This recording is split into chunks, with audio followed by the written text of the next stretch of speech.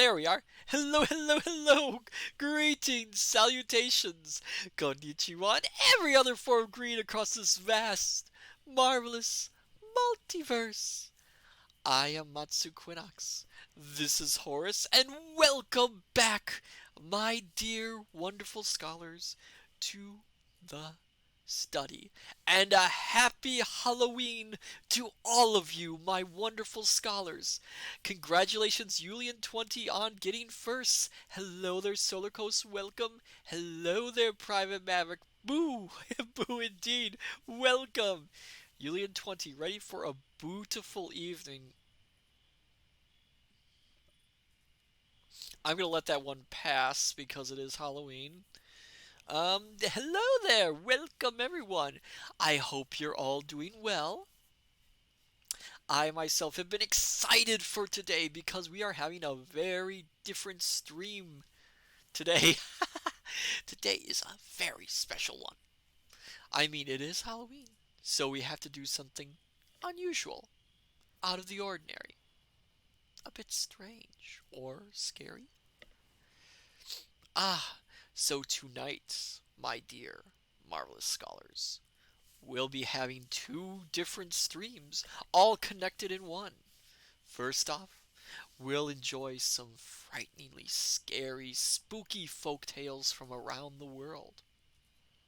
And then we'll be sitting back, relaxing, and enjoying a classic horror film from the silent era in the cinema room.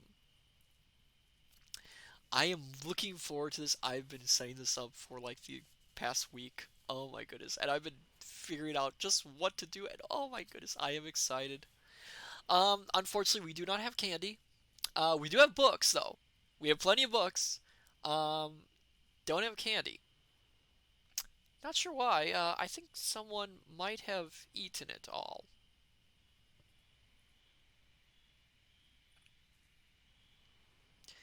I'm not naming names. Oh, hello there, Firefly. Welcome. You're just in time. We have not yet started our readings. Oh, but yes, I am excited. How are all of you doing with your Halloweens?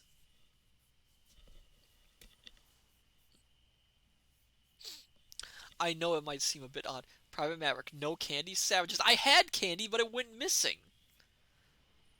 Julian20, hiding in the dark. Oh, oh dear. That is a little bit spooky. Solar Coast, I'm alright, tired. Aw, well, I hope you enjoy it here. Well, you know, I suppose we should think about getting started. Don't you agree, my dear scholars? I mean, there's no time like the present, is there, for a good spooky story. Wahahaha. Julian20 yuppers. Oh yes, yes. Ah, I am taking these stories from some of my favorite collections of folk tales for spooky stories. Um, they're from all around the world, and I used some of these stories last year, but I am using new ones from the collection. So then, my dear scholars, without further ado, sit back, relax, have a hot or cold beverage.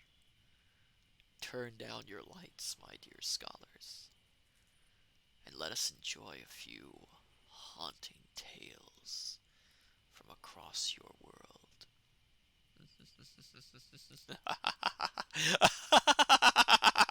I can't even laugh. Firefly, I have no beverage. Oh, well, I'm sure we got beverages somewhere. Anyway, let us begin. Let us begin with a ghostly tale from China entitled The Haunted Inn.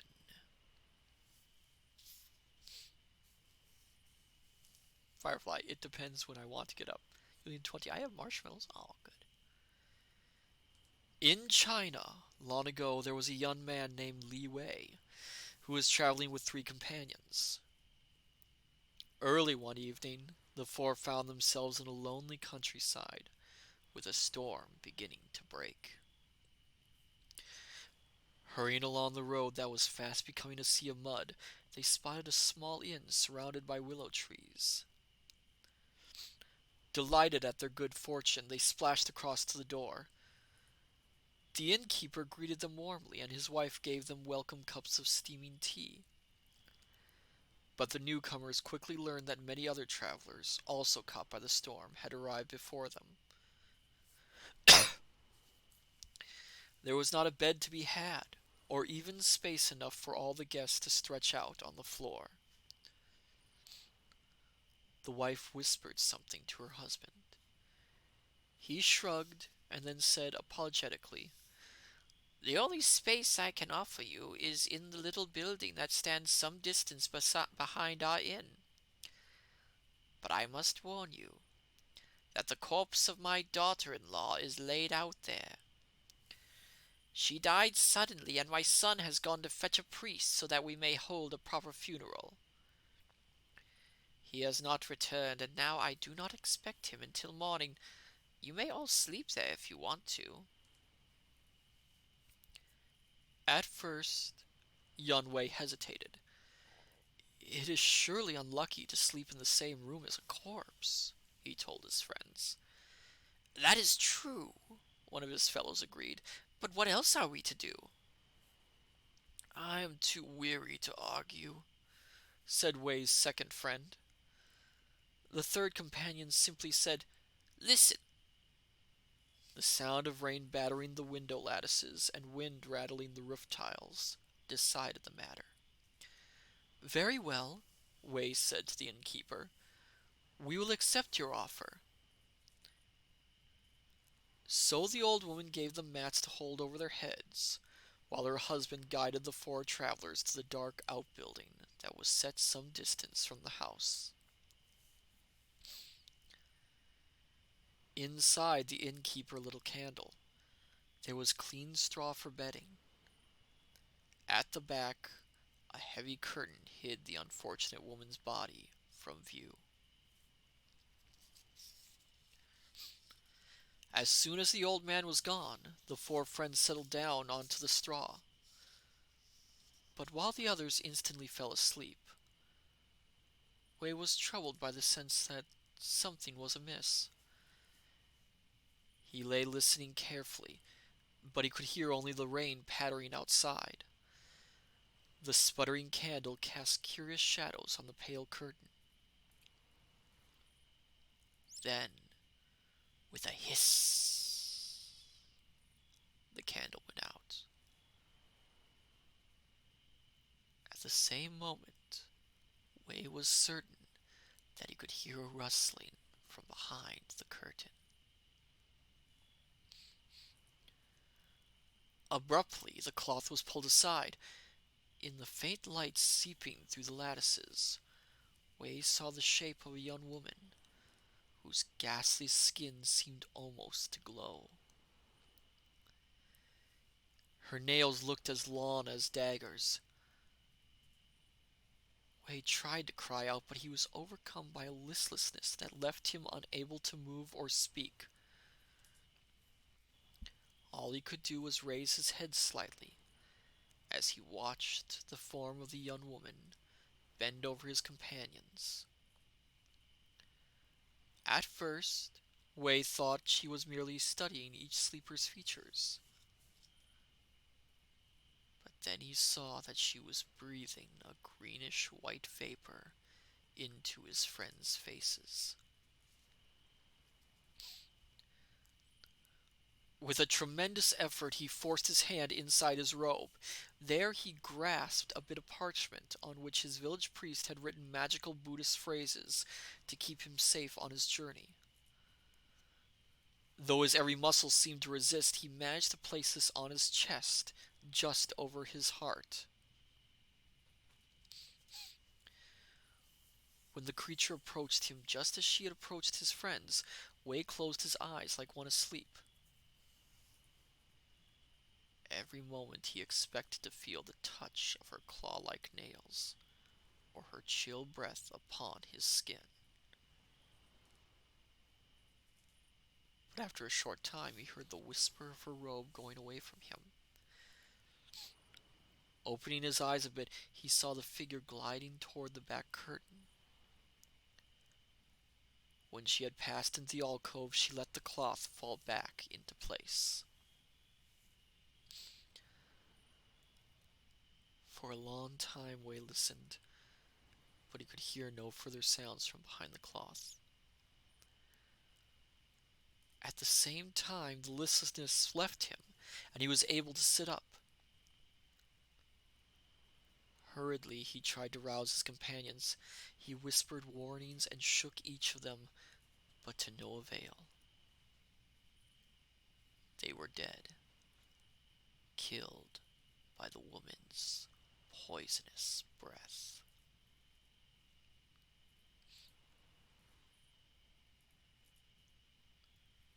Suddenly, he heard the curtain swept aside. He spun around and saw the woman coming at him, her claws outstretched like bundles of daggers. With a cry, the young man threw open the door and fled into the night, but in his haste, he dropped his magic talisman. Wei raced towards the inn and safety, half sliding down the muddy tree-covered slope. Behind him he could hear the woman thing in eager pursuit. For a time, Wei was able to use the willow trees as a screen while he zigzagged away from his pursuer, but the creature quickly caught on to the trick, turned and sprang at him, her extended nails aiming at his throat and heart. Wei was backed up against a willow tree. In desperation, he threw himself sideways, tumbling into the mud. At the same moment, the woman's claw-like nails, driven by the weight of her body and the force of her leap, embedded themselves in the willow's trunk. Wei staggered back toward the inn to rouse the inhabitants, while the imprisoned creature struggled to break free. When he told his story, he tried to convince the others to take up weapons and destroy the creature, but the innkeeper, his wife, and all the guests refused to do anything except bar the door and huddle together. Unwilling to face the monster alone, Wei joined the others as they watched fearfully and waited for the dawn.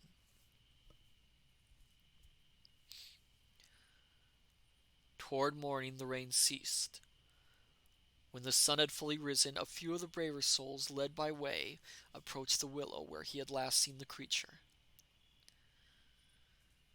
There they found the corpse, still fastened to the tree, dried to a husk in the sunlight.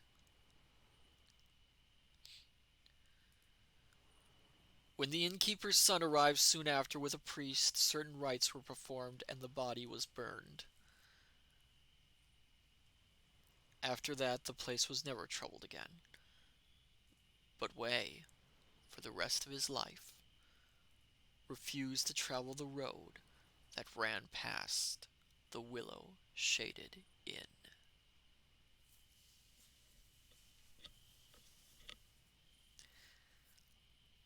Oh my goodness, the things you can encounter at an inn at night. Yulian 20, ooh, yes indeed, yes indeed. I'm not sure what manner of beast that was. In some ways, it resembles a jianshi, I believe the term is. However, it is not a hopping corpse, unlike those manner of creatures. Still, it's lucky that Wei got out with his life. Hmm. So then, we shall move on to another location.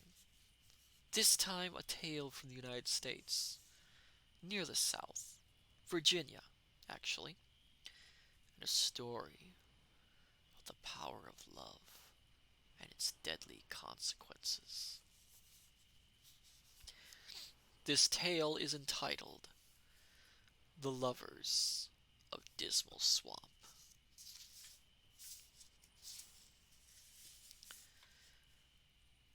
There is a swamp in Virginia, with an open stretch of water at its very heart. Some people call this Drummond's Pond, but it's also known as the Lake of the Dismal Swamp. For almost 200 years, folks say it has been haunted by two sad ghosts. And this is their story. Give me 1 second, my dear scholars. I need to hydrate.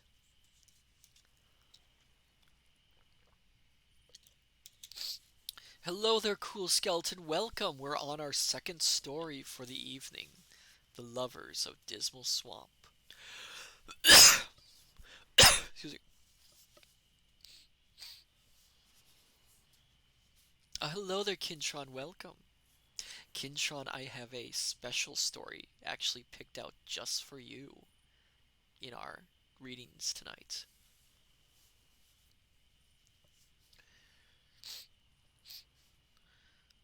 The daughter of a family that had settled near the marsh contracted swamp fever. For days she lingered while the young man who planned to marry her sat by her bedside, holding her hand tightly.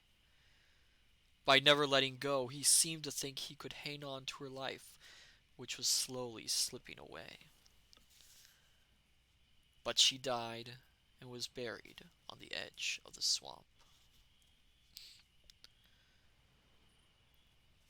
The young man was so grief-stricken that he refused to go to the funeral. For days he refused to eat or sleep, nor would he listen to any words of comfort. After much pleading, his family and friends convinced him to begin taking care of himself, and he did recover a measure of health, but his mind was never the same.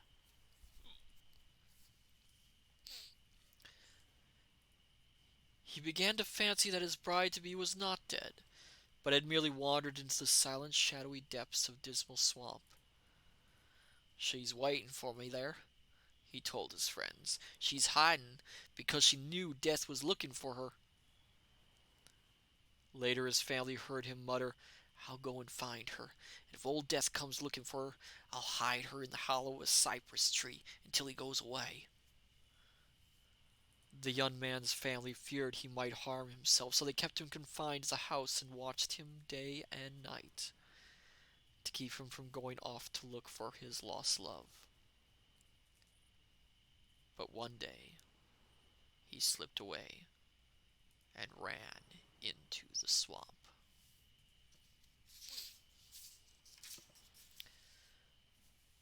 For a time he heard his father and brothers and friends calling his name as they searched for him, but he only plunged farther into the marsh. Finally the sounds of pursuit were swallowed up in the distance, and the silence of Dismal Swamp all around him was broken only by the cry of a water bird, or the splash of a frog, or the persistent buzz of insects.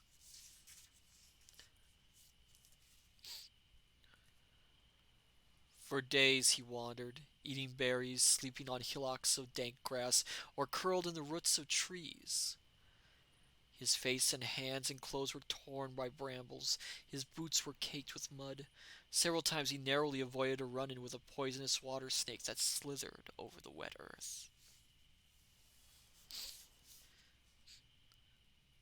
At last he reached Drummond's Pond late one evening. A will-o'-wisp hovered over the surface of the water, far out from shore. "There she is," he told himself. As he stared through the falling darkness at the bobbing light, he cried excitedly, "I see her! She's standing there, holding a lantern!" Quickly he began gathering together fallen cypress boughs to fashion into a raft. When the flimsy craft was ready, he launched it onto the water, using a long tree limb stripped of its leaves to pull towards the center of the pond. He was sure he could see his girl, floating so her feet rested lightly on the black surface of the lake, smiling at him. In her right hand she held a lantern, high like a pale beacon to guide him. With her left hand she beckoned him to join her. "I'm coming, darling," he called, and shoved the long pole even deeper into the murky depths. But his eagerness and a sudden wind that swept across the water, raising waves, undid him. The hastily built raft came apart, and he sank, splashing, and crying out his love's name into the dark water, never to rise again.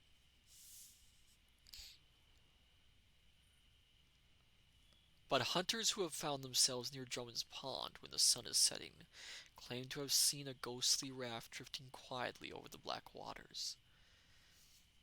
At the front sits the wraith of a young girl, holding a lantern that gives off pale light.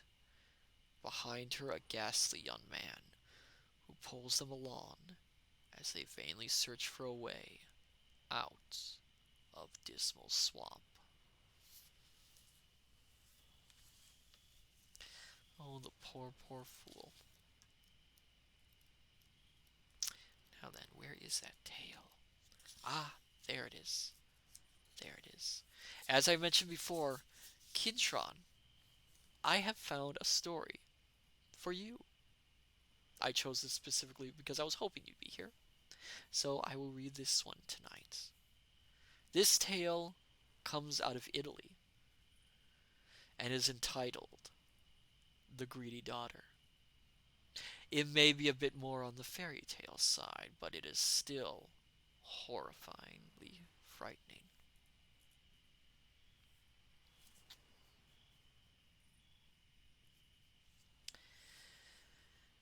There once was a widow who had a daughter who was so greedy that the poor woman did not know what to do with her.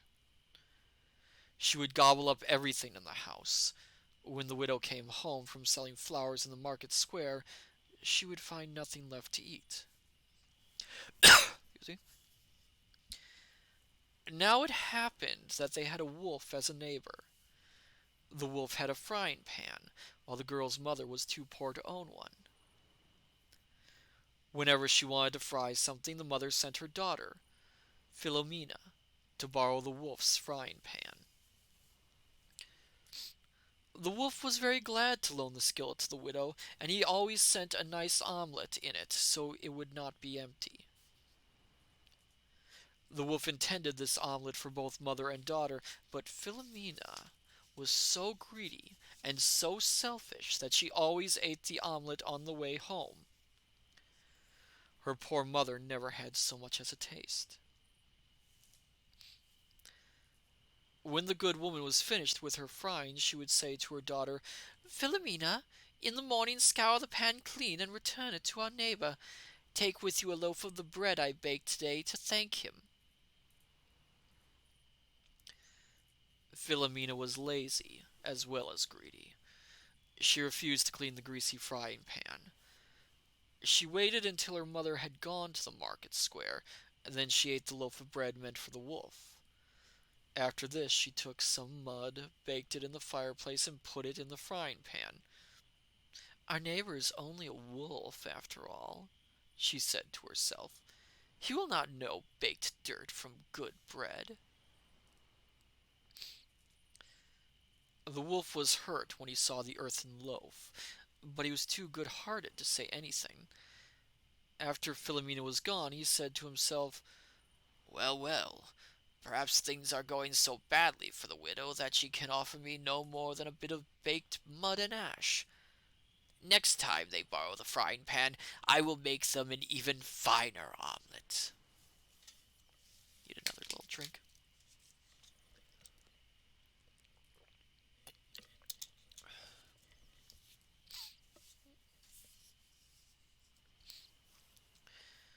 Soon enough, the old woman asked Philomena to visit the wolf and beg for the loan of her skillet. This time the wolf gave the girl the pan with an omelet as light and filled with fine herbs and cheese and ham that the greedy girl got only a short distance from the wolf's house before she gobbled up every bit of it. Not a speck was left for her mother that evening. When the widow had finished her frying, she said to Philomena, "In the morning scrub out the skillet and return it, and take with you this pitcher of cream to thank our neighbor." As soon as her mother had left the next morning, greedy Philomena drank down every drop of the cream. And then she took the empty pitcher and the greasy frying pan with her, and walked to the wolf's house. She paused on the way to dip up a pitcherful of ditch water, muttering, "Why waste sweet cream on a wolf? This will serve quite as well."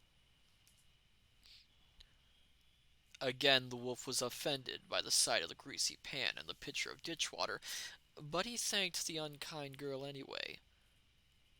To himself he said, "Now things must really be desperate in the poor woman's house, that she can only send common ditch water by way of thanks." Then he set to scouring the pan himself.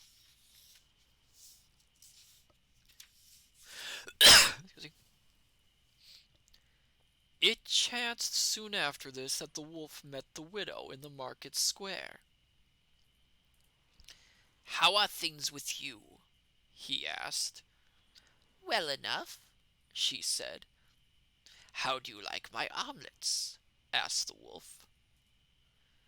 "I am sure you make delicious omelets," replied the confused woman, "but I have never had the pleasure of tasting so much as a mouthful."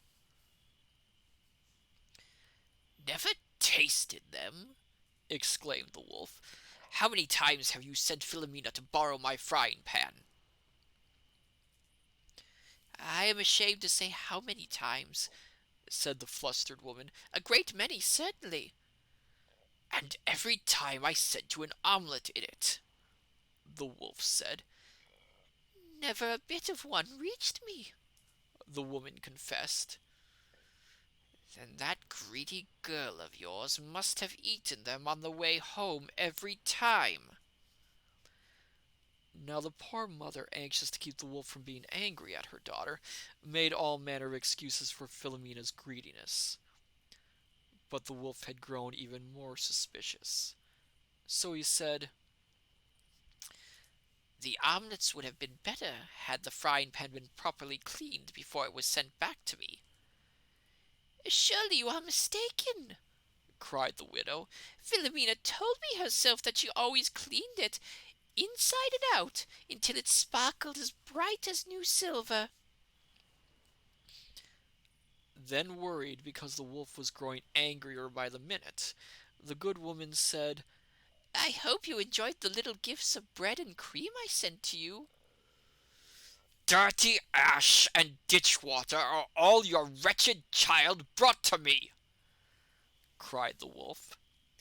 "Dear neighbor, surely you are joking," said the worried woman. "Perhaps I burnt the bread myself. If there was water in the cream, then the farmer I bought it from was a cheat." "Oh, I know who has been the cheat," said the wolf. "Now I must be on my way. Farewell."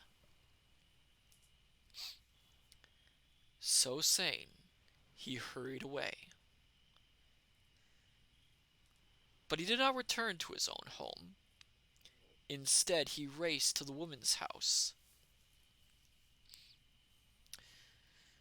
When Philomena saw the angry wolf approaching, she slammed shut the door. Then she called out, "Why have you come here?"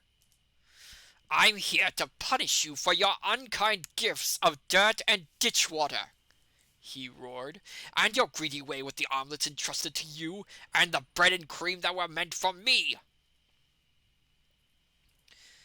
"Surely," the wicked girl cried out, "if anything is amiss, it was my mother's doing. She is in the market square. Go and gobble up that good-for-nothing if you must." The wolf just growled and broke down the door. The frightened girl scrambled under the bed to hide herself, but it was as easy for the wolf to go under the bed as to get anywhere else. So under he went, and dragged her out, and gobbled her down on the spot. And that was the end of the greedy daughter.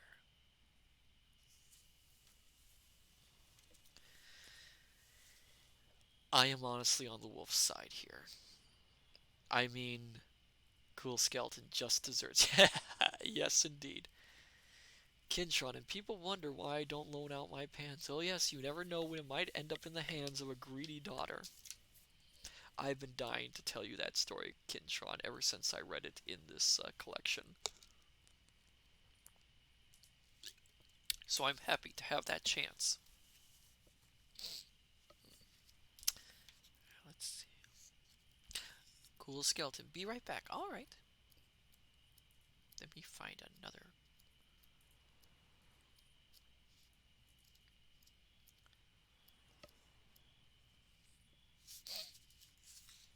Ah, this one. This tale comes from Mexico, as well as some parts of the American Southwest. Kintron, I had read a version that was pancakes instead of omelets. Oh, yes, I'm sure there's many versions of that tale. This story also has many versions in it. In fact, I believe there's a Grimm's fairy tale version of this tale as well, or a similar one. Excuse me. This one is entitled Sister Death and the Healer. There was once a woodcutter, Josue, who fell asleep in the wood and did not wake until after dark. When he did, he met the skeletal figure of Manita Muerte, Sister Death, driving her wooden cart in which she gathers the souls of the newly departed. Buenas noches, señorita, said the woodcutter respectfully, recognizing the figure who stood before him. Buenas noches, señor, Death replied. Will you give me something to eat? The night is long, and I have grown hungry. Si, si, said the woodcutter. He gave half of his rice and beans to her. I am honored to share this, for I have long admired you. In a world that too much belongs to the rich and powerful, you play no favorites. All, rich or poor, will be taken into your cart, sooner or later. Hello, blah blah, welcome. Horace. Horace says Happy Halloween back. Now Death was very pleased to hear him speak so.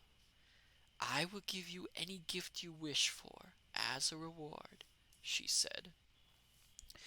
I have only one wish, the good-hearted man said, that I might help those who are sick and suffering. Very well, said Death. I will make you a curandero, a healer. All you must do is lay your hand on a sick person's brow, and he or she will be made well again. But you must never use your gift if you see me standing at the head of a sick person's bed. I will be there because God has decided to call the suffering one out of life.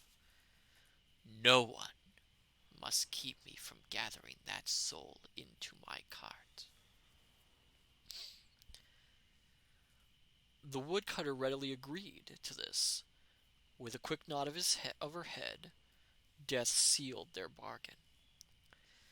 Then she drove her cart away to the east, where the morning sun had begun to lighten the sky behind the mountains.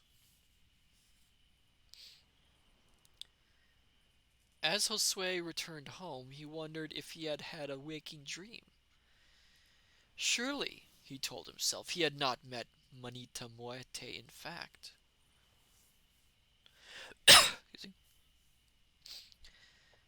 Now it chanced that on his way he met old Louise, a friend of his. Louise was limping because of a burro had kicked him in the leg. Let me help you, Josue offered.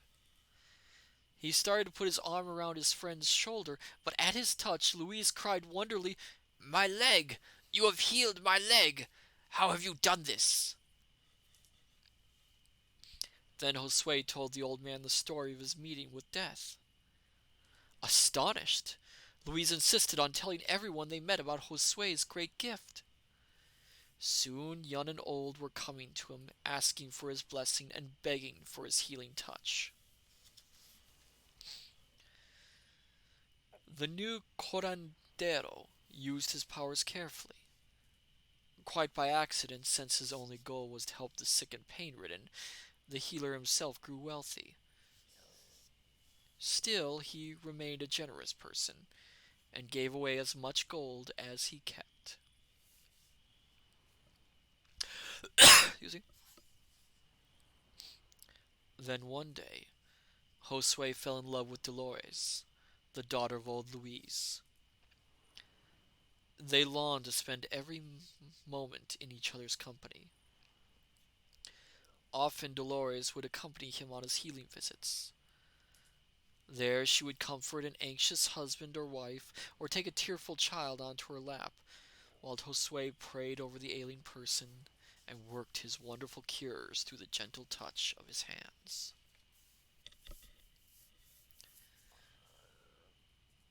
On the day before they were to be married, Dolores fell ill. When he was summoned to her bedside by her grieving father, Josue was distressed to see that death was leaning upon one post at the head of the bed.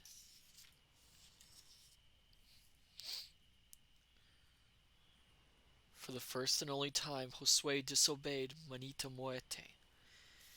He gently laid his hand upon Dolores' fevered brow and healed the young woman. At that instant, death vanished from the room.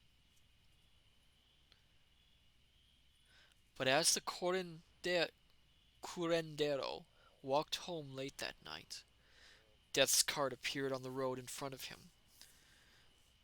When he dared look into the face of Death, he saw only a shadow underneath her cowl. He began to tremble. Suddenly, the moon and stars vanished. There was a moment of blinding darkness, and then he found himself in a cave, filled with uncounted numbers of flickering candles. Death sat in her cart beside him. Slowly she raised a bony finger and pointed to a long and a short candle side by side on a nearby flat stone. The short one had almost guttered out.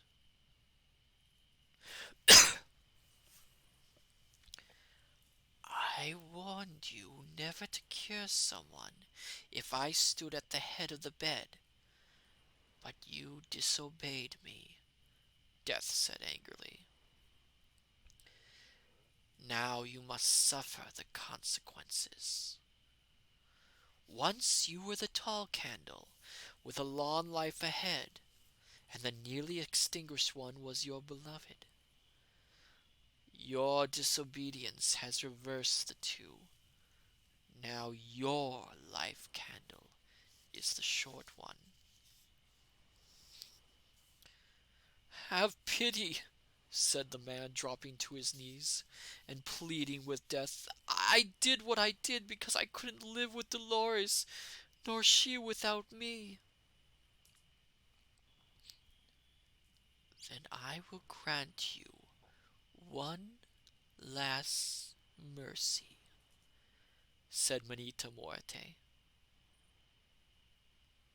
So saying, Sister Death leaned over and snuffed out both candles together.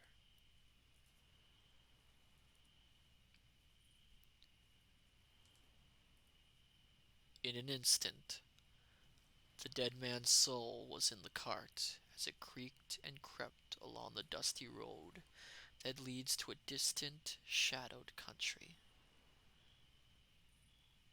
Beside him, in the silence, rode the soul of his beloved, as death carried them out of the land of the living.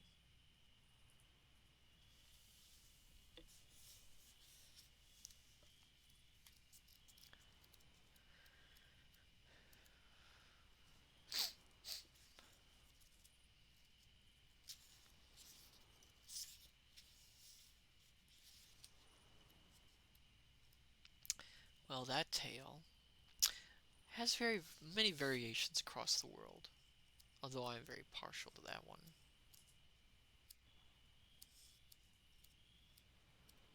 Now, let me see.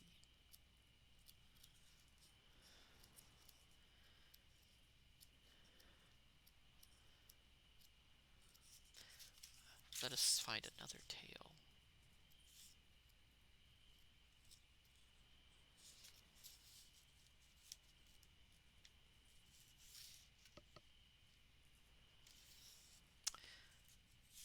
Hmm.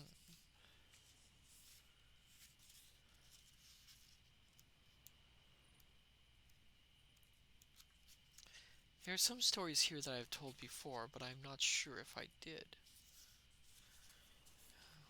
Hmm.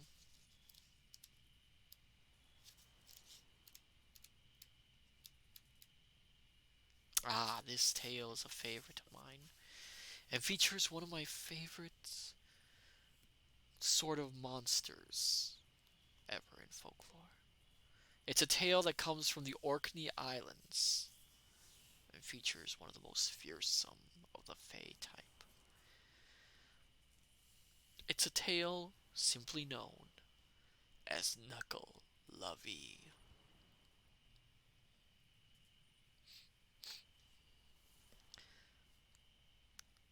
The people of the Orkney Islands, off the northeastern coast of Scotland, tell many stories of a monster called Knucklelovey, who lived in the sea but never missed a chance to plague humankind whenever he could.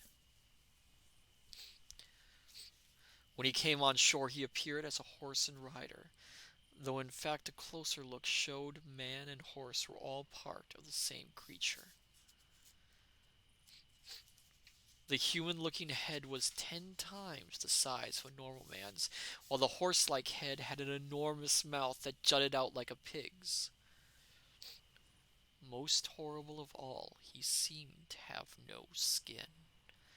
So those who came near and lived to tell of it swore that you could see black blood flowing through his veins and every movement of his white muscles. If crops withered away or livestock fell off the high rocks that made up the shoreline, or disease plagued the islanders, the folk blamed Nuckelavee. They said his breath was poisonous, bringing blight and disease wherever he trod. The only thing the monster feared was fresh water, and he would never cross a running stream, nor would he ever visit the land when it was raining.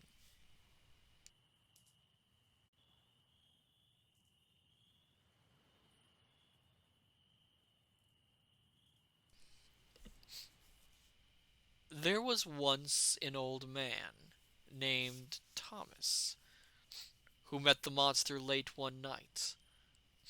Though there was no moon, the air was clear, and the stars gave considerable light. Thomas was going home from an evening in the village, and his path lay close by the seashore.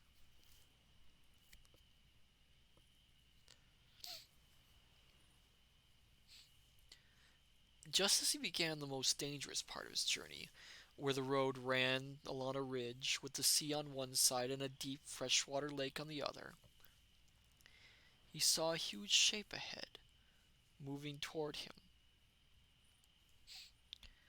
He sensed instantly that it was no natural thing he was facing. He could not move to either side because of the water that hemmed in the path, and he had heard that turning one's back on an evil thing was the worst thing a man could do. "The Lord be with me, and take care of me," Thomas whispered to himself. Then, since he was always regarded as brave or foolhardy, depending on the person one talked with, he decided, as the best of two evils, to face whatever was coming towards him. So he walked slowly but steadily forward.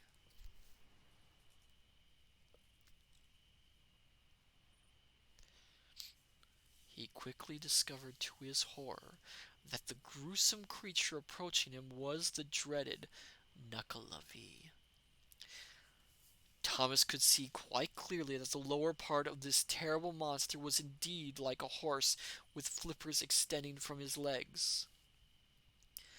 The mouth seemed large as a whale's mouth, gleaming with sharp teeth in the starlight, and giving off breath that poured out like steam from a giant tea kettle. The horse head had a single eye, glowing red as a coal.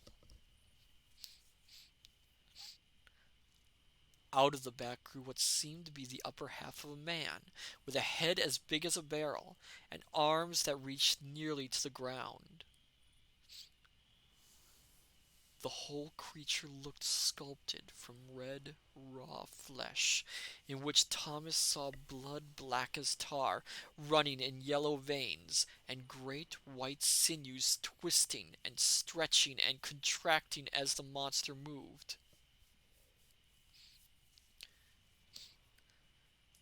In mortal terror, his hair standing on end, his body feeling as if it was filled with ice, Thomas forced himself to keep moving. He knew it would be useless to try to escape and determined to die facing his enemy, rather than with his back to the monster. Then, for all his fear, the man remembered what he had heard of Nucklevie's dislike of fresh water, so he edged closer to the side of the road, near the lake.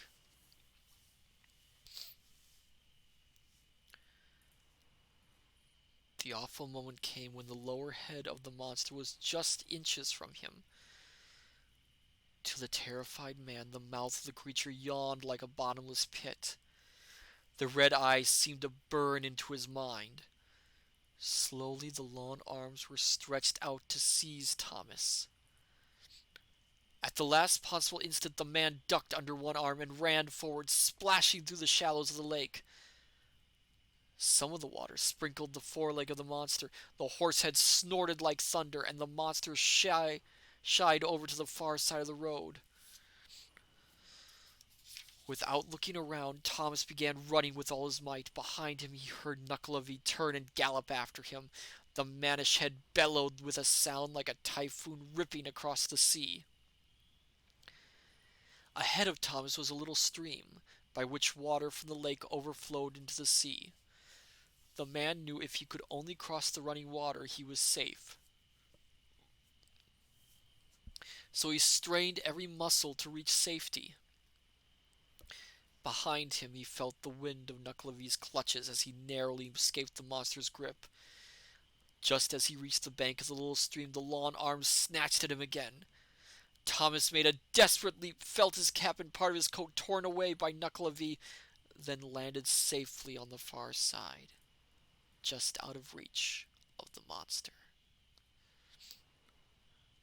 Nucklevie gave a deafening, unearthly yell of disappointment and rage as his victim raced to safety beyond the water.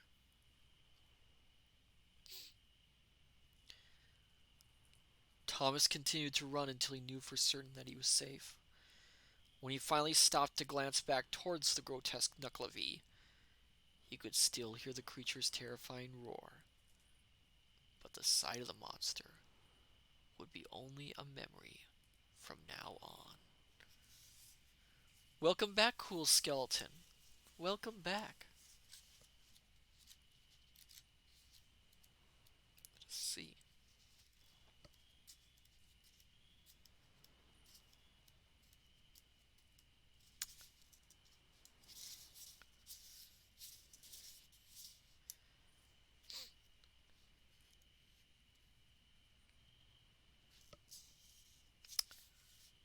Right, I think I have time for one more tale.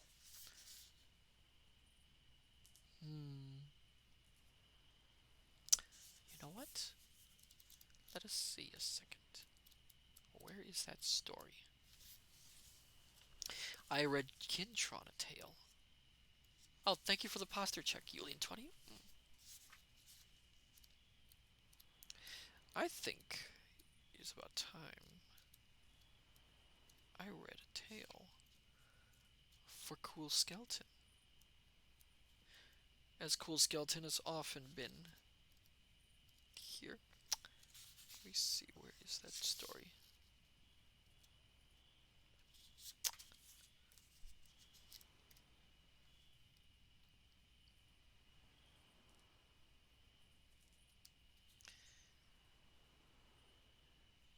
Ah, here it is.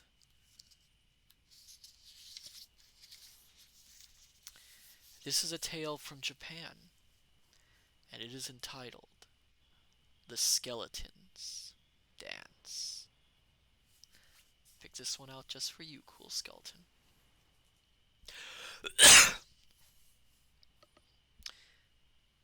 In Japan, many years ago, there were two young men, Taro and Jiro, who were good friends. When they were old enough, they left the village in which they had been born to journey together to the distant city to make their fortunes. Now, Taro worked very hard and earned a great deal of money, but Jiro quickly fell in with companions of the wrong sort and spent all his time loitering in tea shops during the day, becoming drunk and roisterous at night, and learning the ways of thieves and murderers. Still, the young men remained friends, though Taro was very sad to see how corrupt Jiro had become. After 3 years, Taro decided to return home and asked his friend to join him. It was his hope that, away from the city and its wicked ways, Jiro might become again the good man he had once seemed. In truth, Jiro had borrowed and spent a great deal of money, and many of his former companions were demanding he pay them back. He was eager to escape the city because he had no intention of making good his debts. So he said to Taro, "I really do want to go back, but I have no clothes for the trip." Since he now had a good deal of money, Taro happily shared it with his friend. He gave Jiro money enough for clothes and some extra to buy food and lodging along the way. However, when they reached the mountain pass, beyond which lay their home village, Jiro attacked Taro and killed his friend. He took Taro's money, rolled the body beneath a bush, and went the rest of the way home, as if nothing had happened. Cool Skeleton, I do know how to shake my bones. Oh, good. The villagers greeted him warmly, and many asked, "What has become of your good friend Taro?" "Oh," replied Jiro, "that is a sad story. He fell in with bad companions the moment we reached the city. From that day to this he has done nothing but waste his money in the company of the most wicked men. I begged him to return with me in the hopes that he would mend his ways once he was home, but he only laughed at me and made rude remarks about this village, and had his criminal friends drive me away."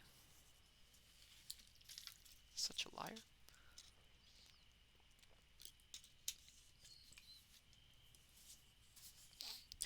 At this there was much indignant head shaking among the villagers, who said that Taro deserved whatever misery happened to him. For a few days Jiro made a show of being the same good-hearted fellow he had once been, but he quickly began to gamble and waste his money in drunken revels. Soon he had spent all the money he had stolen from Taro. Because he refused to do honest work, he decided to return to the city, where he would give himself another name and live by stealing from wealthy citizens. On his way back, he again traveled the mountain pass, where he had killed his friend Taro. As he was striding through the pass, he heard a voice calling, "Jiro! Jiro!" Puzzled, he looked all around, but could see nothing except bushes and the rocky mountain walls. Thinking the wind was playing a trick on him, he continued on his way. But he had only gone a few paces when the voice cried again, "Jiro! Jiro!" Determined to find the answer to this mystery, he followed the cries to a thicket far back from the road. Parting the brush and peering through, Jiro discovered a skeleton sprawled on the ground. Even as he looked on in amazement, the skeleton sat up and said, "Has it been such a long time that you've forgotten me, my friend? I am Taro, whom you killed and robbed. I have been waiting here, hoping that I would meet you again some day." Terrified, Jiro turned to run, but the skeleton seized his kimono in its bony hand and would not let him escape. "Don't be so quick to run away. Tell me what you have been doing since you struck me down." Choking with fear, Jiro told how he had gone home and spent all Taro's money and was now going to the city to become a thief. "You haven't changed," said the skeleton, "but you are sure to come to a bad end if you become a thief. I have a better idea. I will dance like this." Here the skeleton began to dance, rattling and clattering his bones together, waving his arms in the air and kicking with his legs. Then he continued, "You can put me in a box and carry me around with you, and people will pay you to see me dance. Since I won't eat or wear clothes and money means nothing to me, you can earn a great deal without expense." Sellercoast rattle me bones. "Why should you do this for me?" asked Jiro, though his mind was already filled with pictures of the fortune he could earn. Cool skeleton rada da da da da da da. "I am bound to you in death as in life," said Taro. "Will you accept my offer?" "Yes," said Jiro, and then he took the skeleton and purchased a beautiful teakwood chest to store it in, and toured the countryside, playing a flute while the skeleton danced in front of wondering crowds. The money poured in, enough so that Jiro could spend it as fast and foolishly as before, and still have some left over.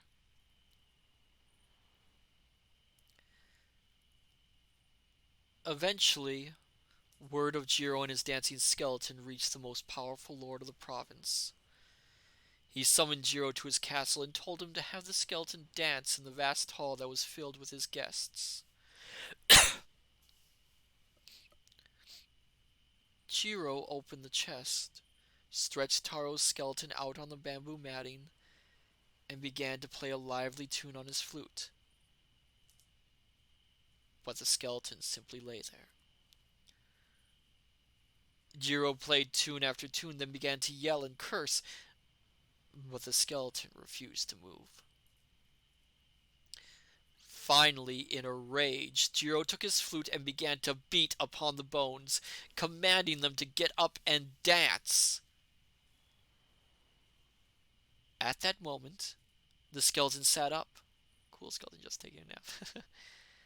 At that moment, the skeleton sat up, climbed to its feet, and walked to the throne of the great lord. There, bowing humbly, it said, "My lord, I have been dancing all this time just so word would reach you, and I would be brought before you. In my life I was your honest subject, Taro. This fellow killed me and robbed me of my money."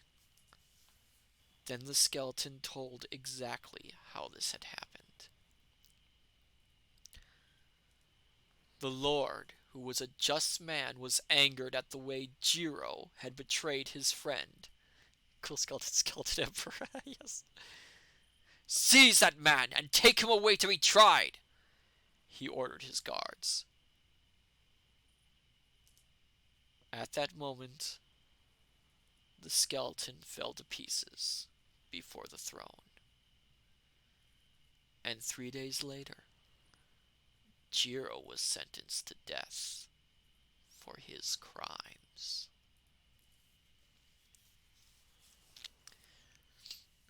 Looks like the skeleton got his final revenge.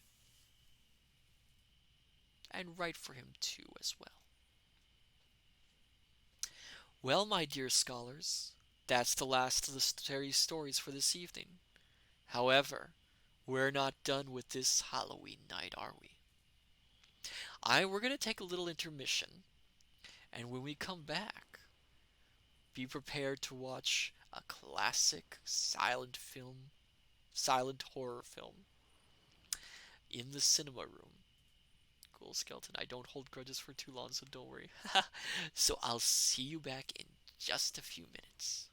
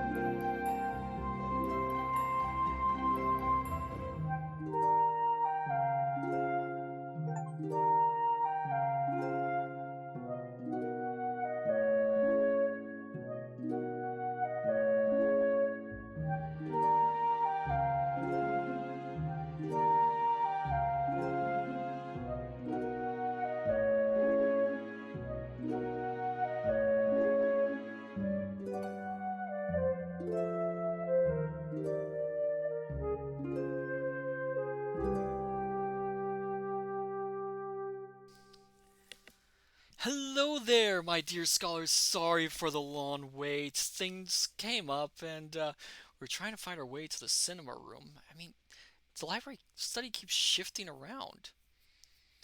Oh my goodness. Goodness. Actually, give me 1 second. Give me one second. I think I need to deal with something quickly. I'll be right back. 1 second. 1 second.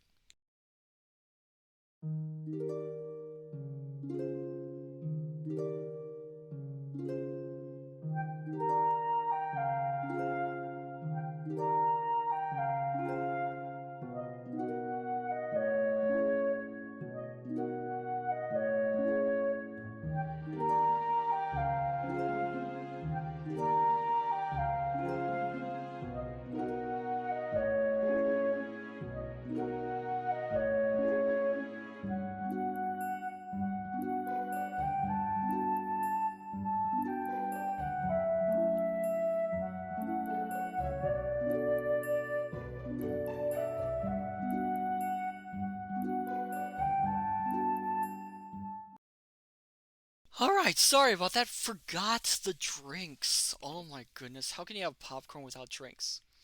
Anyway, welcome all you fine scholars. Thank you for coming. Are you all ready for a movie tonight? Cool Skeleton, hurrah, movie time, yes! Kintron, spookiness is waiting, yes. Julian 20, I still have marshmallows. Well, good for you, you still have marshmallows. Alright. So, tonight's film is from 1927, which means it's in the public domain, which means we are not going to get in trouble for it. Thank goodness. So, this film is probably one of the best examples next to I believe it's 1933's The Old Dark House. This is the best example of a dark house horror movie. Now when I say horror movie, this movie kind of straddles genres. It is horror, but it's also comedy in a weird light way. It is a sound film, so be prepared for intertitles. And what we are going to be watching tonight is The Cat and the Canary. A little backstory here. The Cat and the Canary started off as a very successful play, very successful on the stage. Um, Universal Pictures bought the rights to the film. They did have a little bit of an issue with it, which I will get into when we start the movie. And I will talk some more little bits of trivia about the making of the film. There's not a lot, unfortunately, and some history about old dark house horror films in general. So, my dear scholars, are you ready to enter this frightening tale? This horrifying picture? This adjective here, somewhere. I don't know. I'm running out of adjectives to use in describing these. Cool skeleton. Meow. Yes. Julian 20. Yes, indeedy. All right. Well, my dear scholars, let's part the curtain. Let's cross fingers this works. Yep, there it is. And we will start our sit back, relax, have some popcorn or a drink of your choice, and let's watch The Cat and the Canary.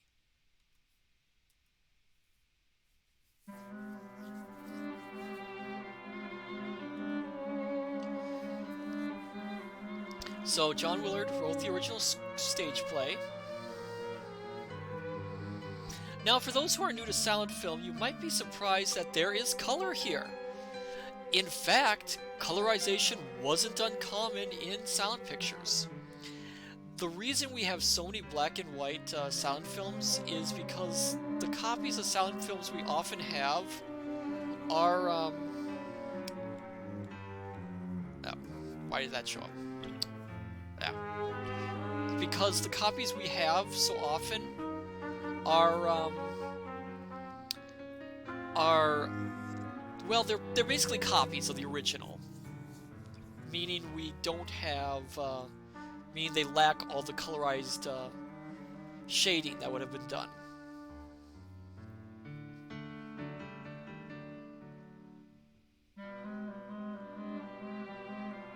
On a lonely pine-clad hill overlooking the Hudson stood the grotesque mansion of an eccentric millionaire. Aren't they always? I mean, who? It's always eccentric millionaires who live in those big old mansions. Now, the cinematography is very unusual for this film. And the reason for this is... Oh dear.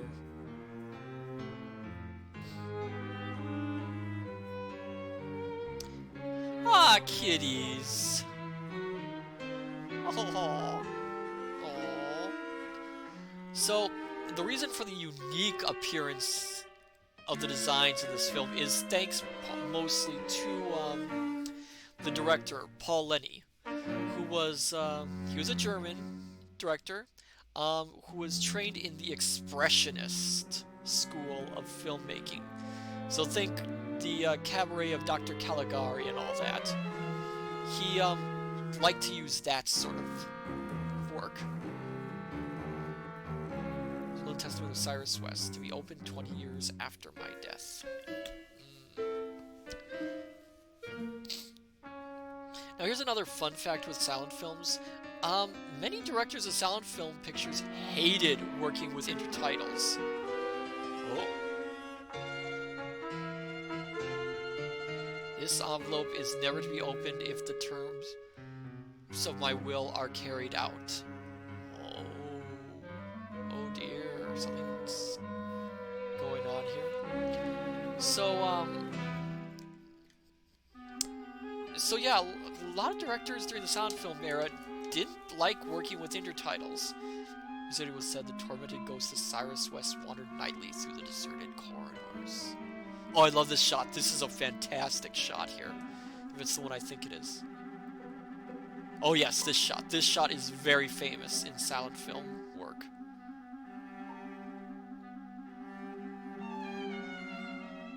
I mean, look at that. That is amazing. You'll notice it's tinted blue. Blue was often used for tinting to imply night or darkness, or even sometimes a melancholy mood. But on the night when the will was to be read, there was something more tangible than a ghost in the house. But like I said, silent film directors didn't like to use intertitles all that often, so they would often try to find unique ways to bypass it, or unique ways of incorporating intertitles compared to like the normal straight reading ones.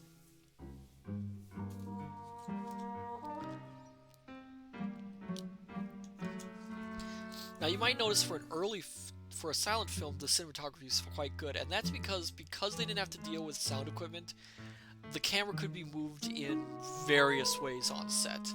For a very short period of time after sound came into practice, this all went away, and you got a lot more static filming, a lot more static movie angles, things of that nature.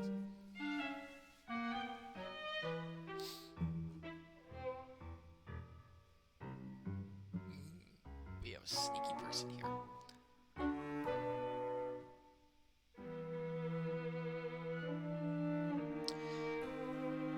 So when this movie was filmed and they got the rights to Universal, the original playwright actually didn't want this made into a movie. He kind of told them he had nothing, really didn't want anything to do with, turning his play into a film. And the reason for that was he felt that if there was a film version, then it would give away the twist ending in the play. Which is understandable, because he was worried that people would go and see the film, and then they'd go and see the play, and they would know exactly how the play ended, which would ruin all the suspense of the play. Excuse me.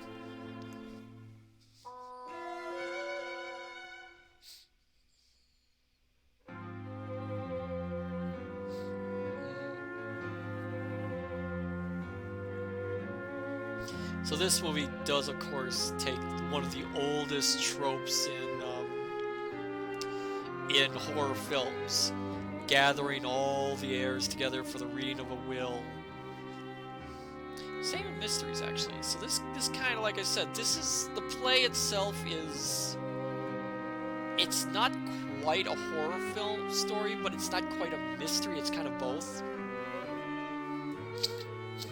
And there's some lighthearted moments in it as well. This is also one of my favorite movies to watch on Halloween. I've made it recently sort of a tradition to watch this movie last for the Halloween season. You must...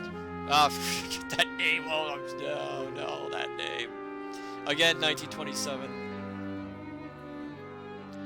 Well, she seems pleasant enough. I don't need the living ones. Yeah, I'd be creeped out too.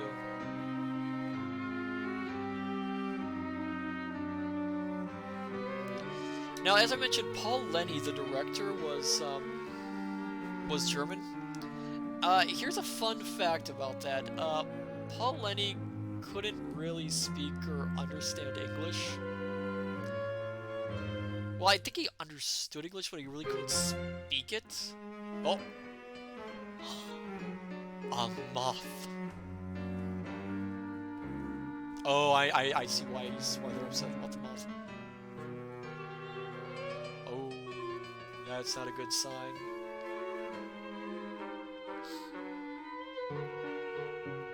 I locked this safe 20 years ago, and now a moth comes out? Oh, that is a bad sign. But Paul Lenny really couldn't speak German. Couldn't really speak English. I mean, oh my goodness. He really couldn't speak English, so he actually had an assistant director with him whose job partially also was to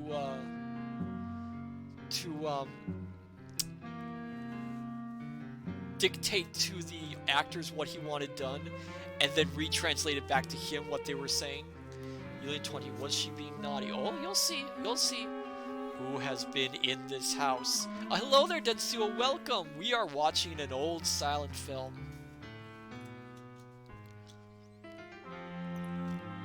No one but I and his ghost. So another interesting thing with silent films, no ghost could have opened these envelopes. You'll often see the words that the actors are saying do not match the intertitles. Nobody knows the combination of that safe but you. That's kind of on purpose. I mean, the intertitles themselves are supposed to... Oh, again, creative with the cinematography in this film.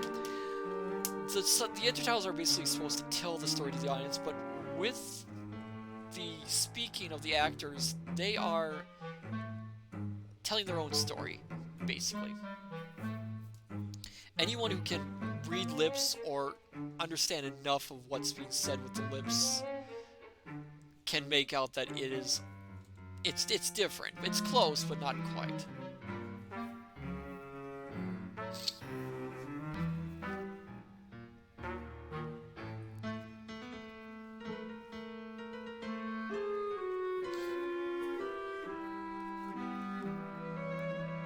I don't trust this guy. I don't like his hair. Harry Blythe.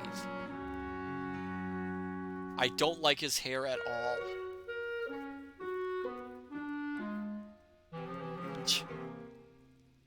It's good to see you again after all these years.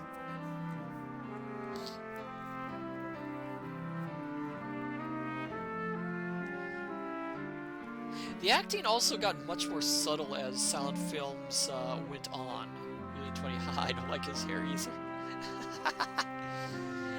As silent filmmaking went on, we usually, when you think of silent films, you think of, big emotive gestures and things like that.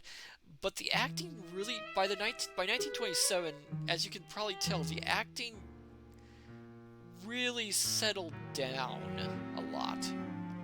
Kintron, I missed the star. What are we watching? We are watching The Cat and the Canary from 1927.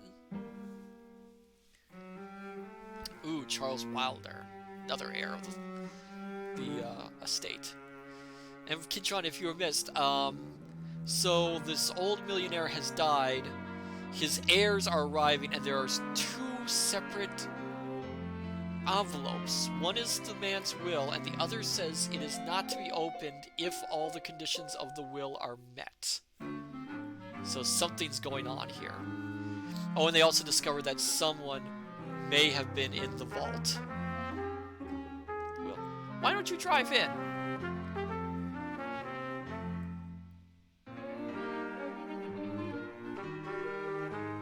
Not for $1,000,000. Why? Why? Ghosts! See, that's what I meant by intertitles being creative. But like I said, by 1927, the acting in silent films had basically settled down quite a bit because they realized, you know, acting in movies is different than acting on the stage. On the stage, you have to make large gestures, big emotive movements, because you need to be able to have audience in the back being able to see. By this point, Aunt Susan and her niece Cecily, by this point, they very quickly realized, you know, you can act more natural. You can be a little bit exaggerated, but gosh, what a spooky house. This is another reason I love this movie. Because they do so. Private Maverick, Frau Bluka. And if I had a horse sound effect, I would play it. Doing 20 nay.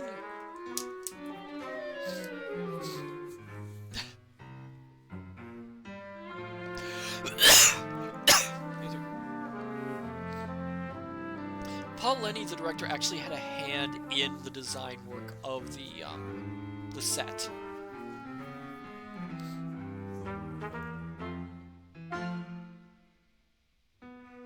And here's our comic relief.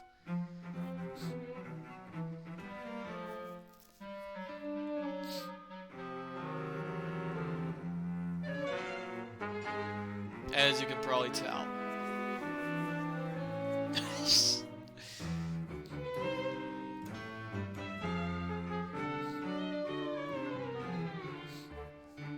Now, The Cat and the Canary was actually remade, I think, about 5 times? Let me think. Well, it was made 5 times. It was remade 4 times. Yep, here's our comic relief there. So the first remake was done in 1931 as The Cat Creeps by Universal. At the same time, a Spanish version was filmed. You're Paul Jones, aren't you? What was that explosion we just heard? Excuse me. I was driving along when I heard a shot. No. But, yeah, the first remake was The Cat Creeps in 1931, which was followed at around at the same time a Spanish version was filmed, which I can't speak Spanish, so I can't say the title. That at the time, Universal would often film, well, a lot of studios would often film English versions and Spanish versions alongside. I was driving along when I heard a shot and a bullet whizzed right by my nose. Oh, you are a liar. The Spanish, what would often happen is you'd film the English version in the morning, film the Spanish version at night using the same sets, most of the time the same costumes, different cast. Best example of this was the Spanish version of Dracula. Cat Creeps was the first sound version of this film. And sad to say, well, the Cat Creeps was a big success apparently. It did very well in the box office. It is midnight. You must read the will. But we've got to wait for Annabelle West. But the sad thing is, the Cat Creeps and its Spanish version are both now lost. I don't recall what happened to them. Probably accidentally destroyed. There was a fire at Universal, which destroyed a lot of films, and I believe the Cat Creeps was one of them destroyed. So that film is gone. Then I believe it was in 1938, a little bit later, I can't remember off the top of my head, but there was another remake of the Cat Creeps. Oh my god.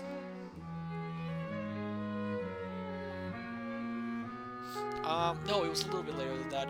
I can't remember the exact date. But the Cat and the Canary was remade another time. This time, the filmmakers decided they were going to push the comedy aspect more. She's certainly the image of Cyrus West, and I'll bet she's crazy too. Well, that's not a nice thing to say.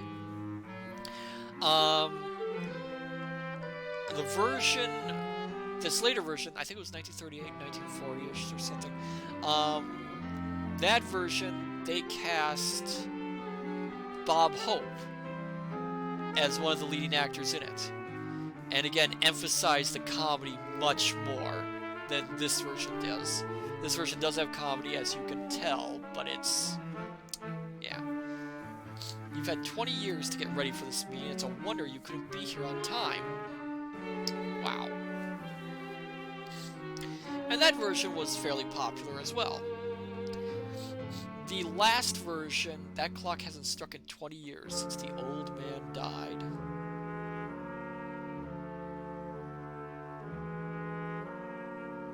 Oh. Well now. So much for it not striking.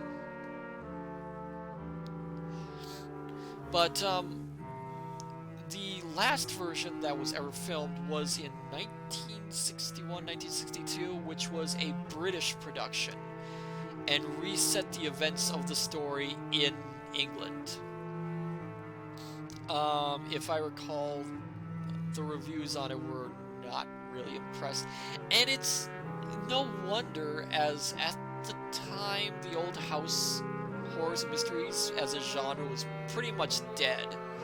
Even at this point, 1927, it was starting to get a little bit thin. It was a very popular genre in plays and even in films for a time, but at this point it was starting to really lose its luster, as it were.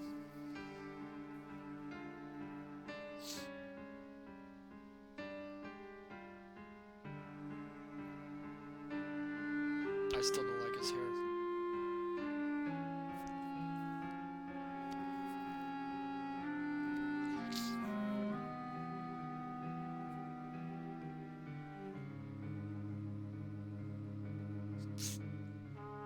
We're getting the idea of what these sort of characters are like.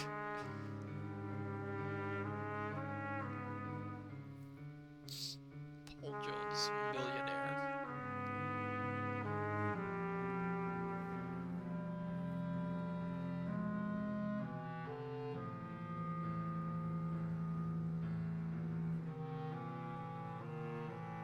My relatives have watched my wealth as if they were cats, and I a canary. Music.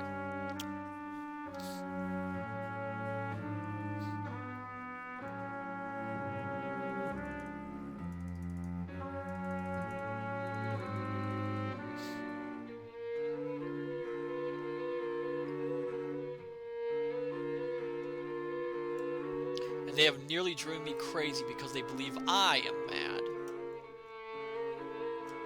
Oh, I am mad. Emphasize the wrong word there. Therefore, my entire estate goes to my most distant relative bearing the name.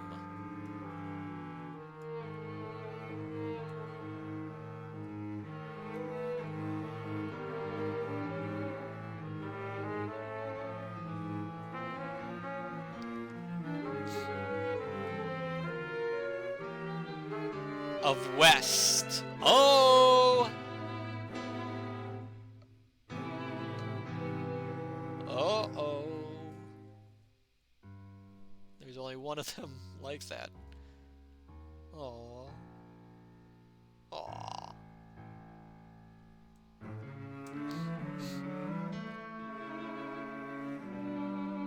Poor Annabelle.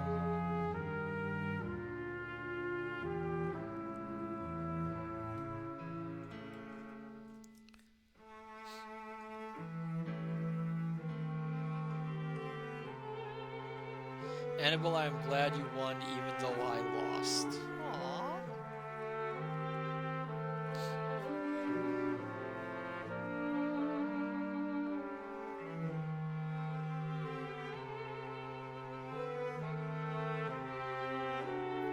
She's not happy.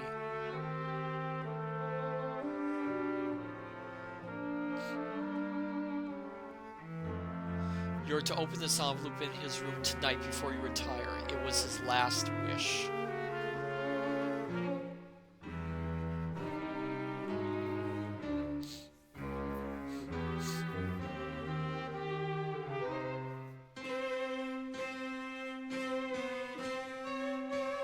I'm going! I didn't want the crazy fool's money anyway!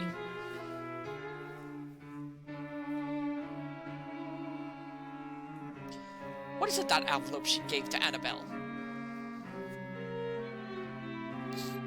Perhaps it will tell what became of the famous West diamonds. Oh, diamonds.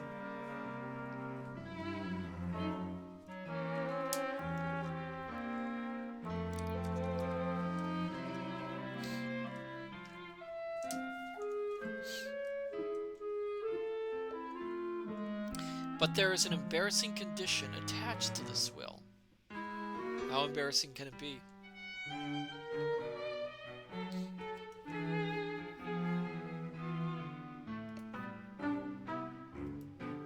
A physician is named in a will who must examine the heir and positively establish his or her sanity.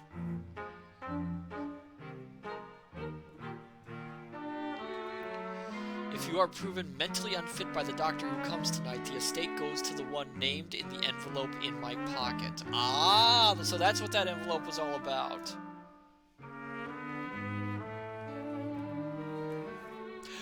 Excuse me.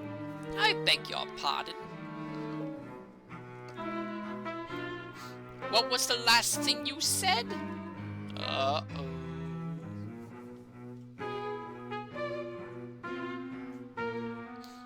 He said the heir must be proven sane or the estate goes to the one mentioned in the envelope in his pocket.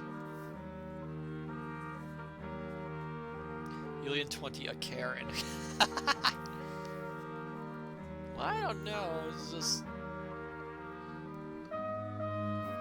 He dictated that paragraph because he knew that all his relatives thought him crazy. Oh, so he wants to prove that his heir isn't.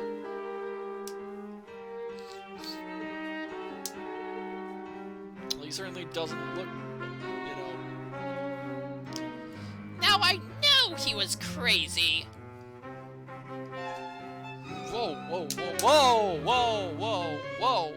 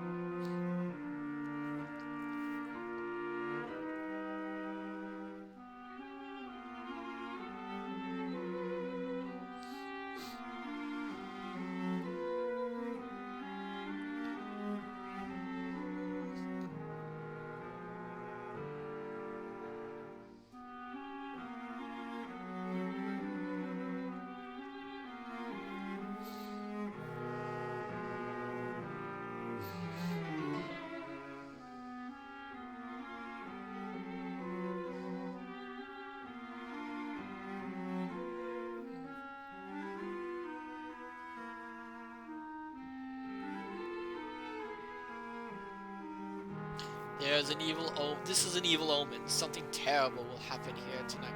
Well, it better, because otherwise we wouldn't have a plot.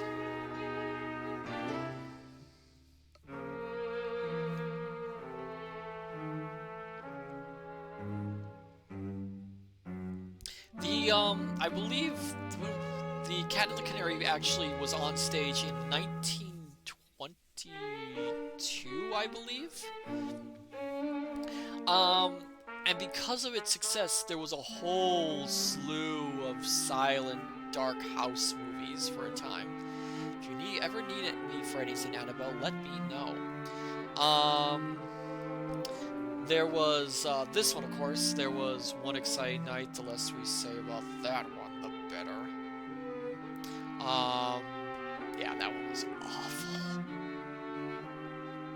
awful.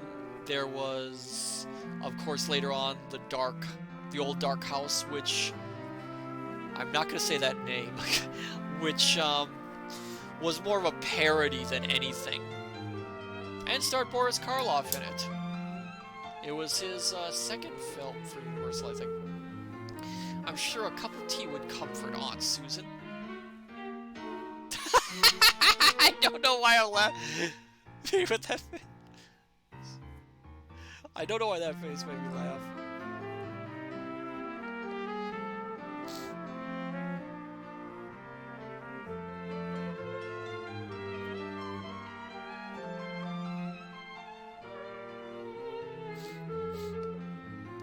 But she is pleasant. Well, to someone she is. Please excuse us. Mr. Crosby wants to discuss the conditions of the will.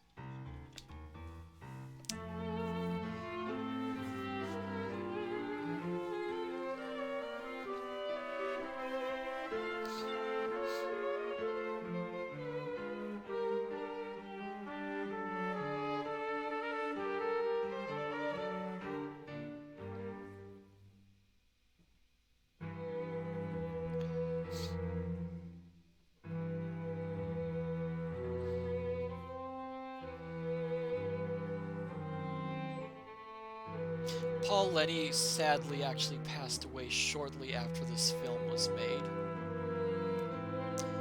which was really tragic as, given the films he made, he could have gone on to make quite a few interesting ones.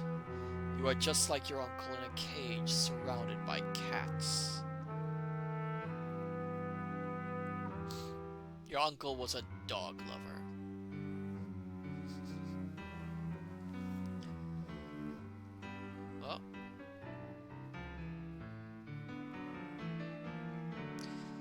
Cool skeleton glasses guy, kind of cute, not gonna lie. Well, yeah, you're supposed to feel that. He is essentially our protagonist next to Annabelle. Annabelle West is the heroine, he's essentially the hero. What did the old woman mean, saying that something terrible would happen tonight?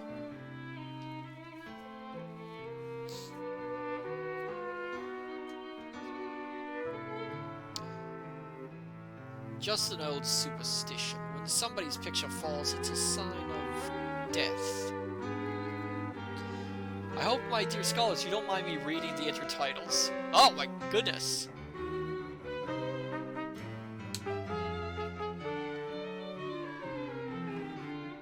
I thought I had an appointment, now I'm sure of it.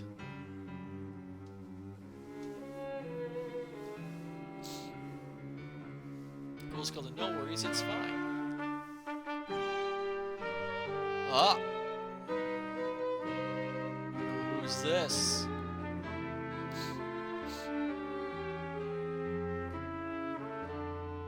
An escaped lunatic is at large. I'm looking for him.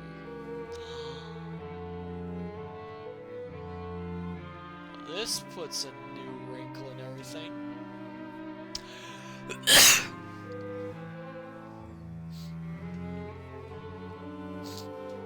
$1,020,000, of course. Well, what are you doing? What are you doing here?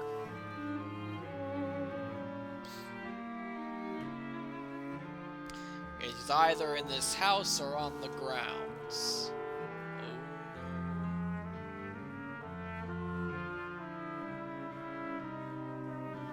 I tracked him to your driveway gates. What? Were the gates open? What is he doing? What is he doing? Leave it to me. I'll lock the doors and windows. What is he doing back there? What are you trying to give us? A bedtime story?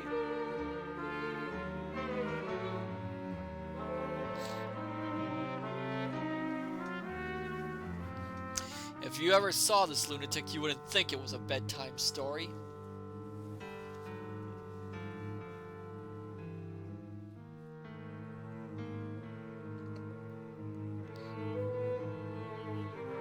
He's a maniac who thinks he's a cat and tears his victims like they were canaries. So wait, this maniac basically doesn't do anything you want him to tell? Doesn't do anything you tell him to do? I was gonna make a cat joke, I can't think of one. What's the big idea? Trying to scare the women to death.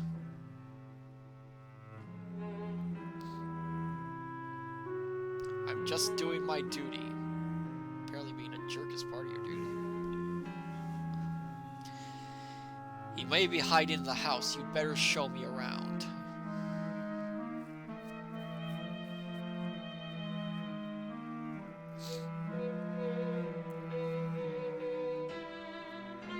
What face is he doing? Nobody leaves this house tonight. Million 20, I am not sure I trust that guy.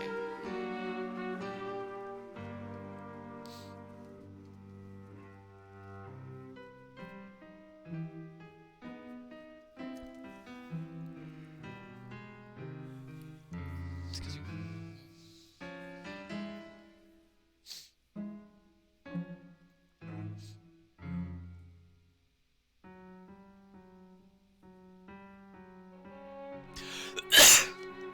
This envelope contains the name of the heir in case you are adjudged insane.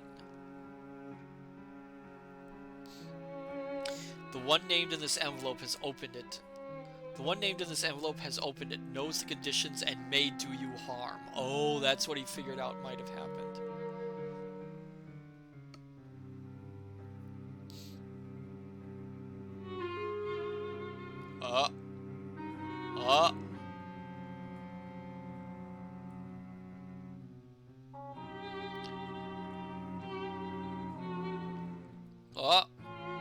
Behind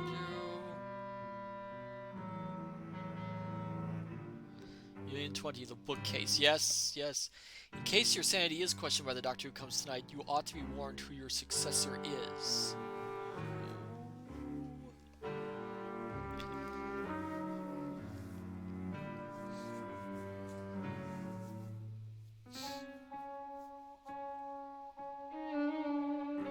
Oh no, oh no, oh no.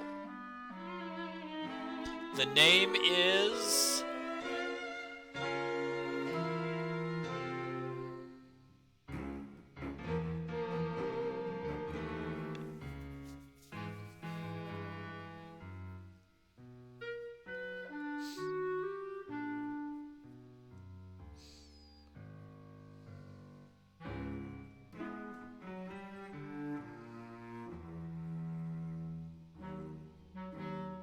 Mr. Crosby disappeared.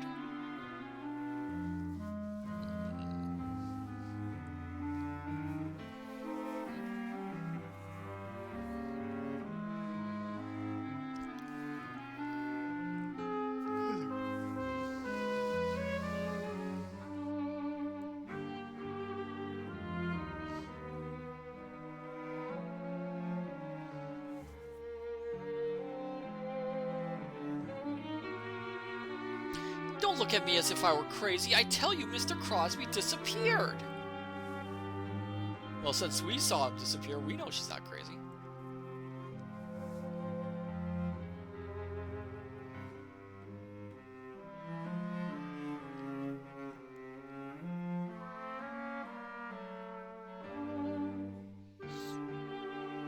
Mr. Crosby disappeared. Okay, that's third.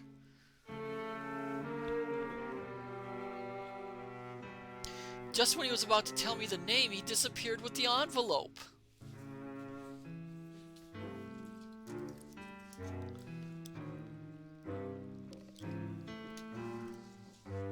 I knew that envelope would disappear.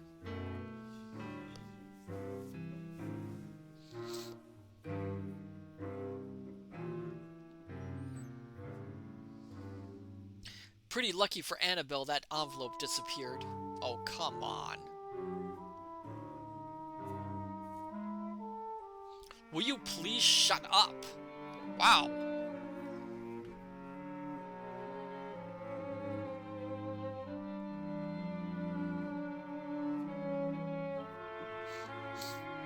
There's actually been times...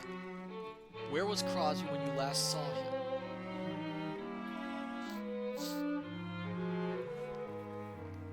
Just where Paul stands now.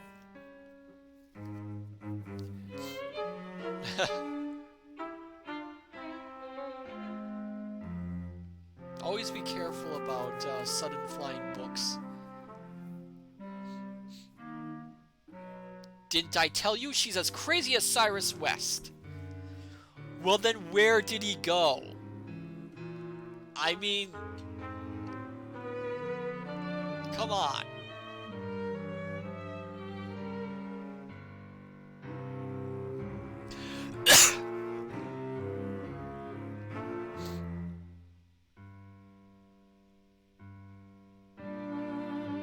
Why don't you look for Mr. Crosby instead of staring at me? Well, yeah, why aren't they looking for him? I mean... Where do they think he went? There's not a lot of places you can go.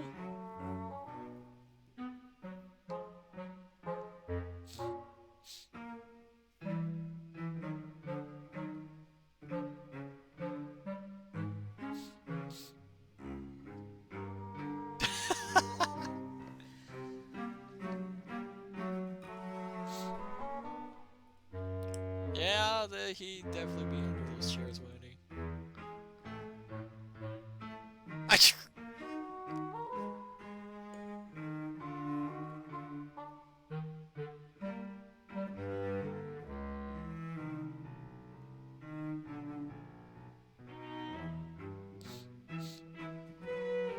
I bet she knows where Crosby is right now.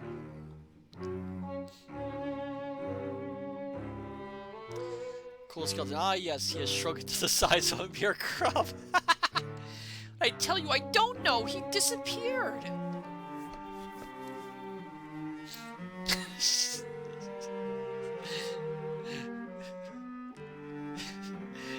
Cool skeleton, you're gonna make me start out my drink. Perhaps Annabelle arranged for her disappearance too.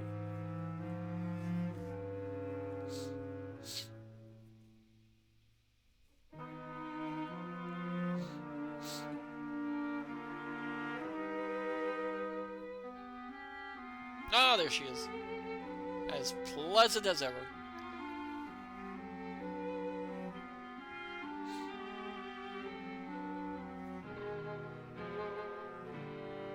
Your rooms are ready.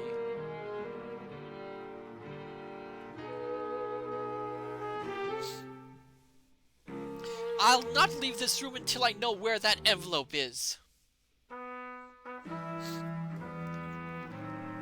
Cold skeleton, guess I'll die. Oh, this guy. Who is that girl?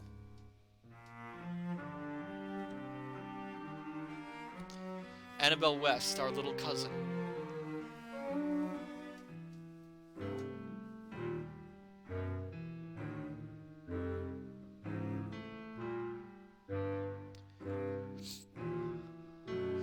Haven't you found anybody to put in your straitjacket yet?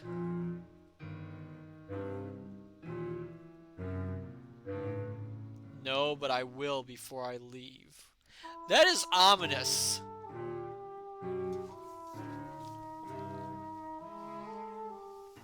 That is real ominous. Thank you, guard. I know you will protect us.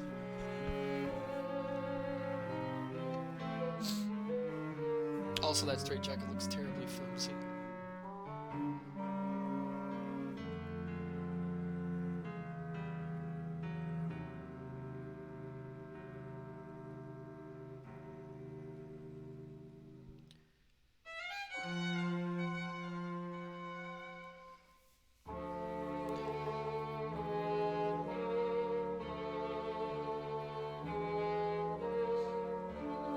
Oh, sudden teleportation.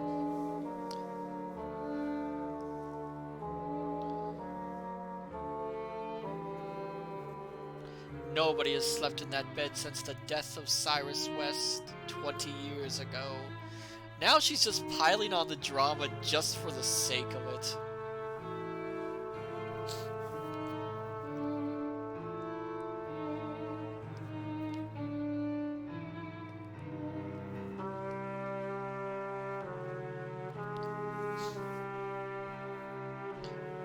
So it might surprise some viewers to know that silent movies actually were often fully orchestrated. If a movie theater could afford it, of course. There were actually written soundtracks for silent movies. And these soundtracks would be passed from theater to theater, with some being piano-based, of course, for smaller theaters.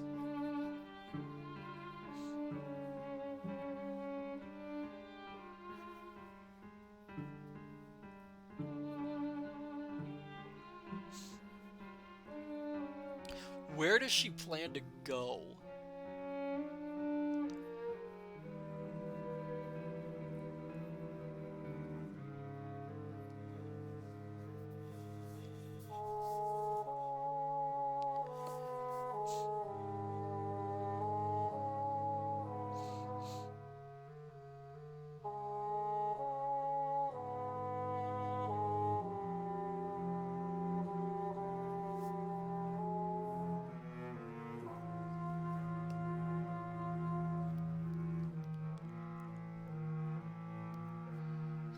Well, that was a waste of time.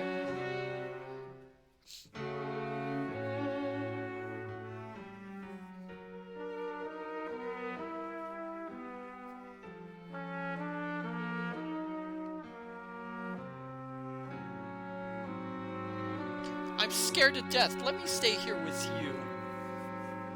I wouldn't.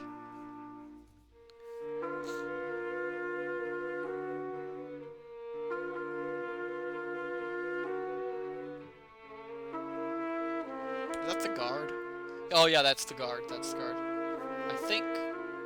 Wait, who is that?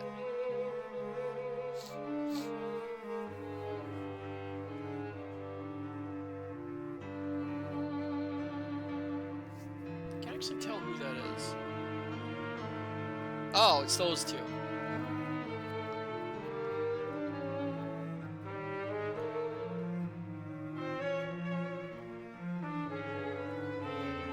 What are you doing here?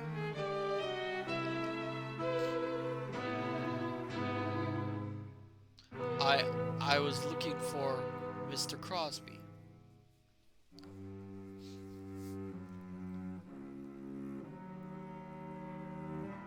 Mr. Crosby won't be here under the circumstances. That line is so sinister that it has to be edited with a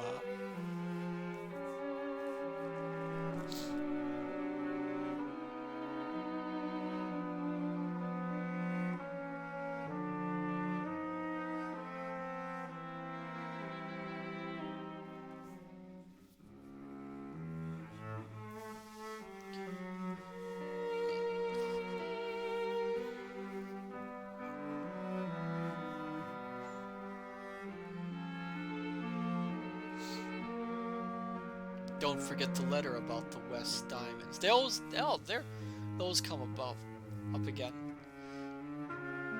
Wait, oh yeah, she didn't read the letter.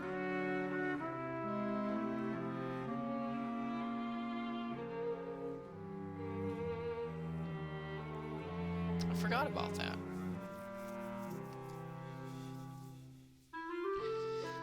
Aw, here's this guy. I feel sociable tonight. May I come in?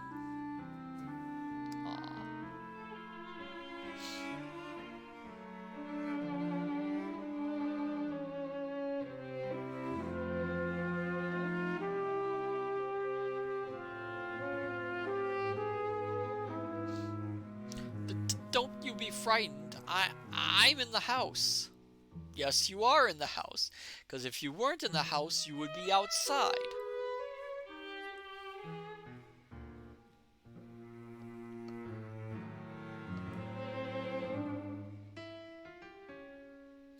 I'm not at all clever, Annabelle, but I care a lot for you.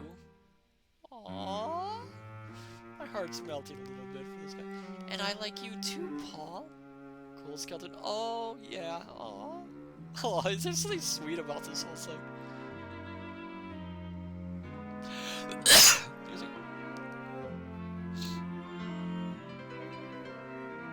Cool skeleton smooch. If I had been named in the will, Annabelle, I would have offered the fortune to you. He's a sweet guy. Oh, whoa! Oh, thank you for the raid, Jewelry Jelly. I forgot I don't have the raiding alert in this room. Thank you, welcome! We are watching The Cat and the Canary from 1927.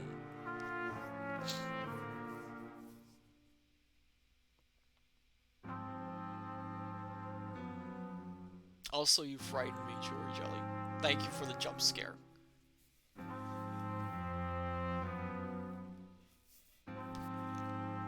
Excuse me.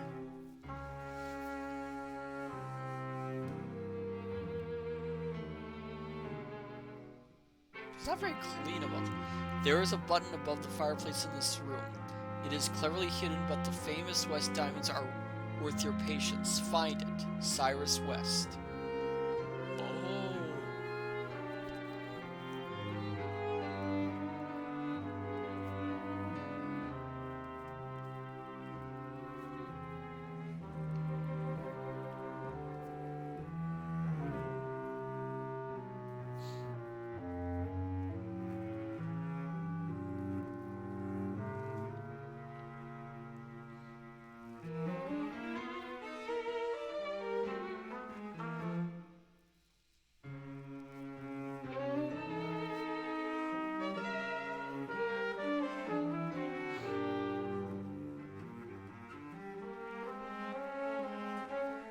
Come and sleep in my room.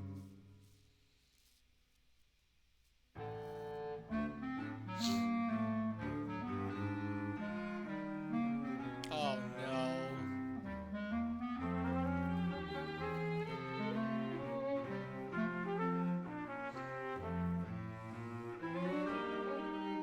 Oh no.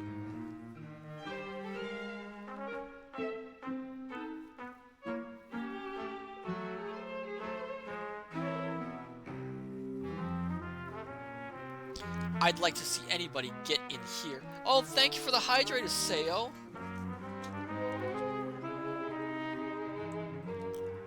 I'd like to see anybody get out of here. Excuse me.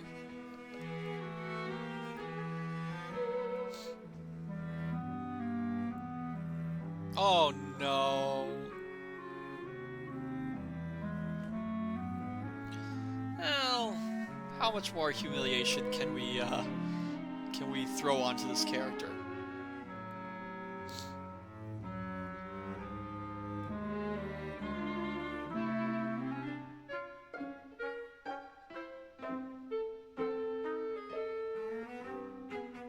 The button's right in front of you.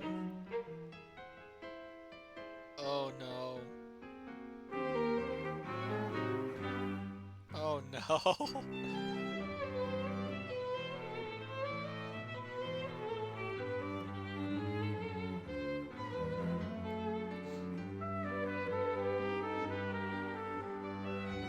Cold Skeleton might as well stay under the bed at this point.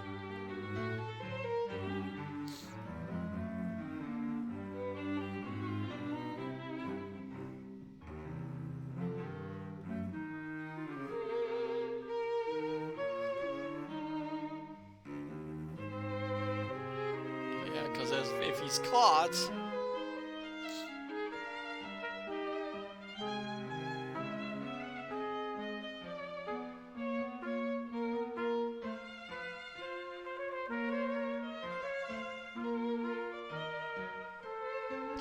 I always look under the bed, but I've never found anything yet.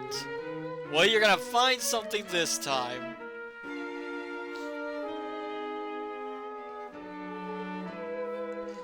Cool skeleton, oh no. Oh no! Oh no!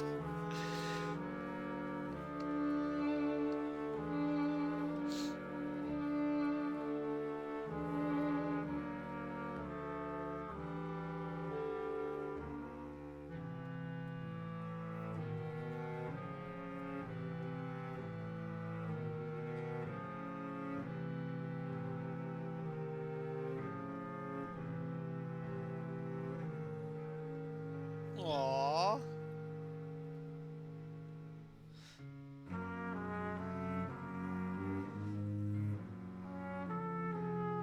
You're not what Aunt Susan expected, but come out anyway.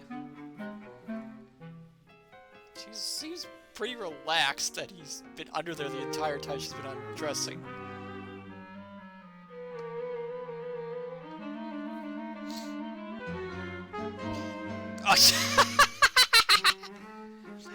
Well, that's one way to get those words across.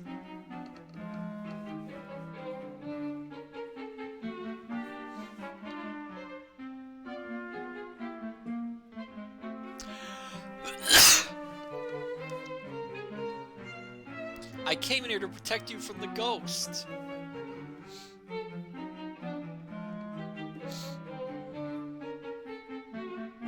All men are alike, only some are worse. Now you get out! I would love to see the original script and see what they actually are saying.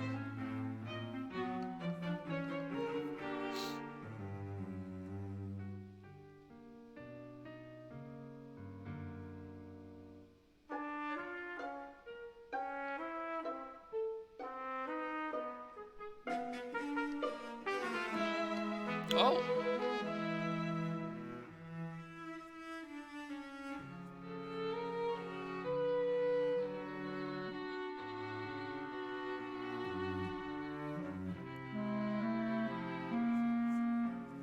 Ghost Girl, has she already tried them all? Well, now she did.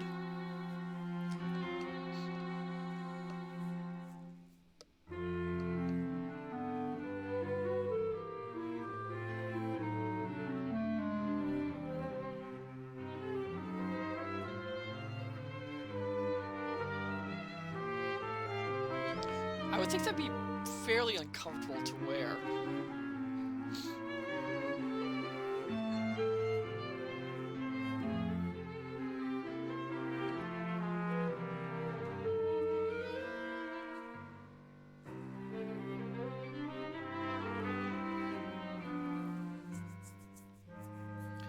Cool Skeleton, how much you want to bet it's cursed?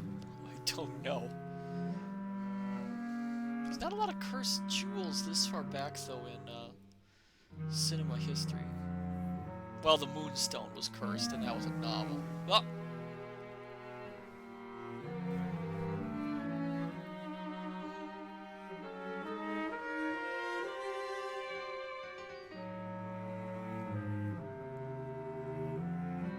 Have you seen anything that looked like a ghost in this house?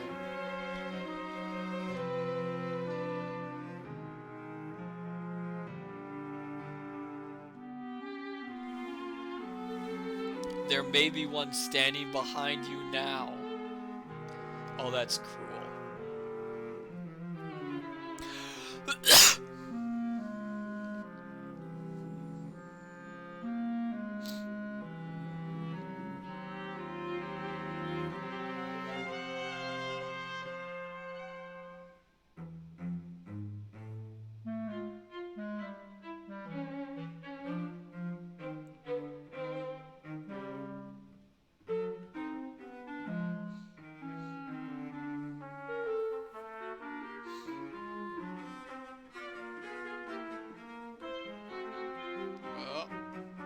What's this?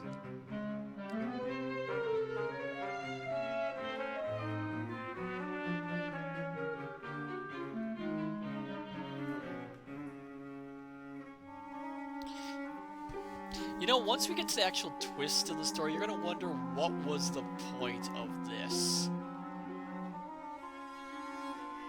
Well, they kind of answer, but it did sound like... Ah! Help!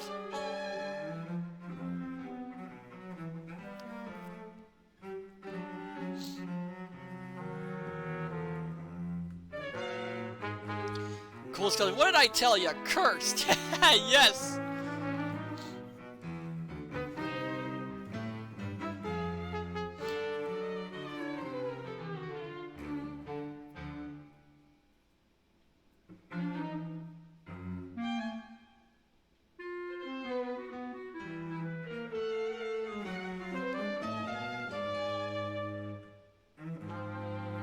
What's he all dressed? What are they all dressed up for?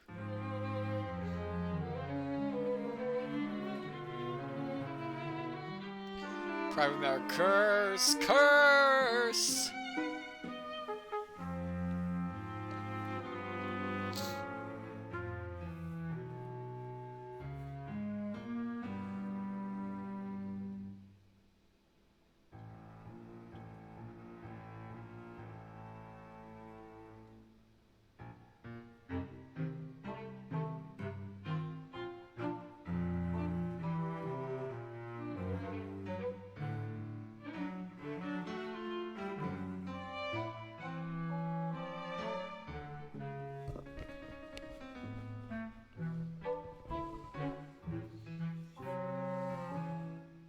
Well, there's nothing in what she's saying that would make anyone suspect that she was crazy. I mean, nothing I can think of. She's absolutely crazy. How is she crazy? I mean, there's nothing in the story that actually sounds crazy.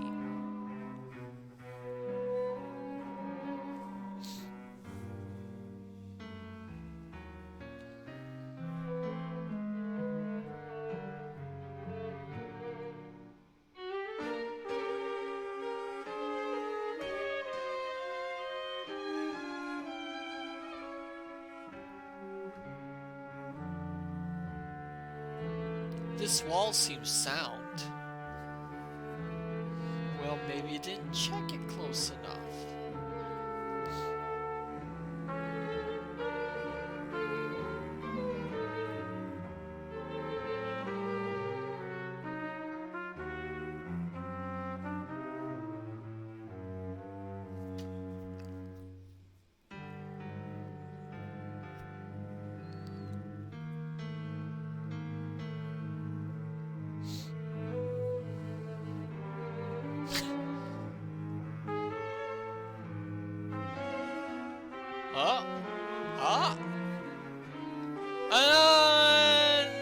A little bit of a surprise here.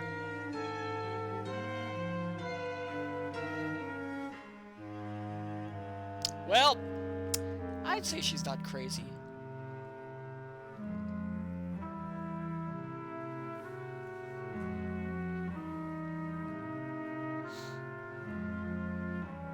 This is a matter for the police.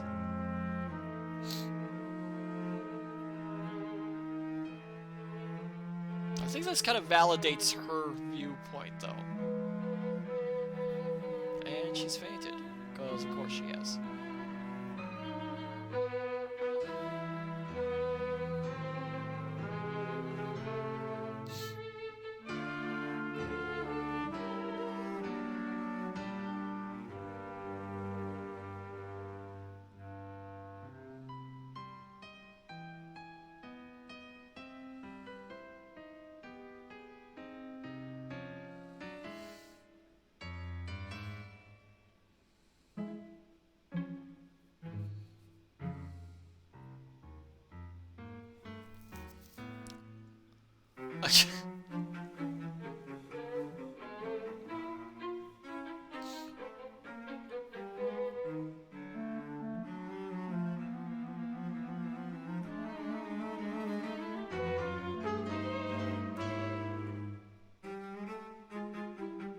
Honestly, I think she's more crazy than anyone else.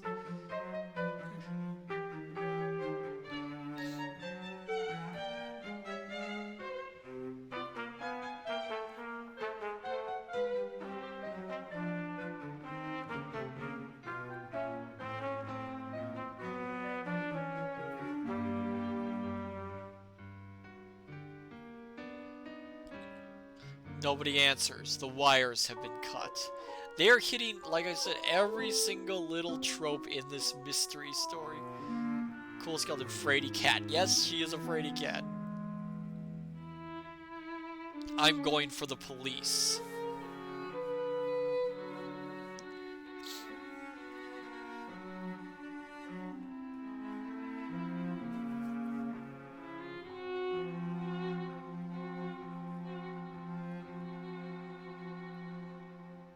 I'm going for the police. Is he gonna tell everyone what he's doing? It's just like the guard gonna appear next and it's like, I'm going for the police. Let me go. You'd better stay here.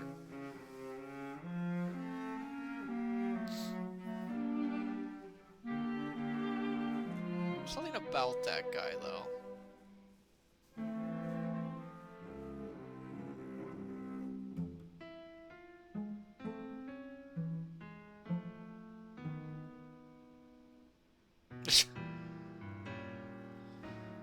Cool skeleton. I am going for the police. Broken record. Are you going for the police? I am going for the police.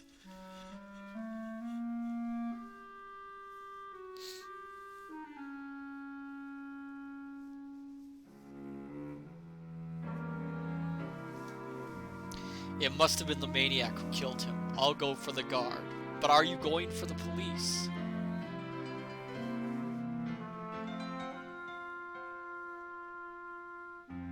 How do they know the guard's still there?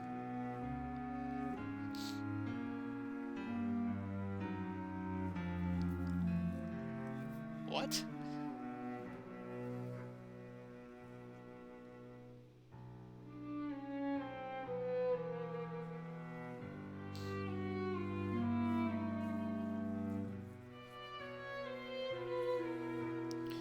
What's this all about, Paul?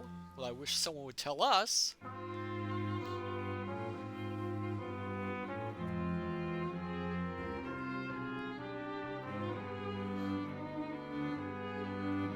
Don't interrupt me. I think I'm thinking. You mean you're not sure if you're thinking? He thinks he's thinking.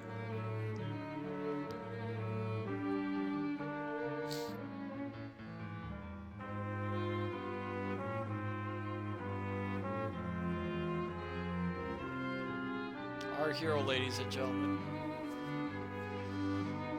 The solution of this mystery is in the envelope in Crosby's pocket.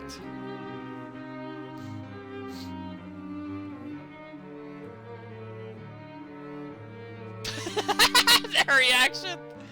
The person named in that envelope is the one who murdered Crosby.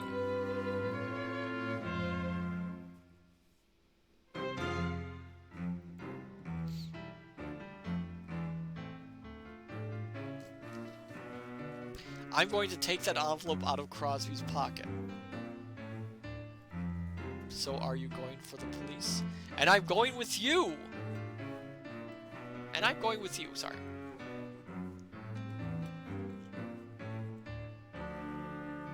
I bet the body's gone.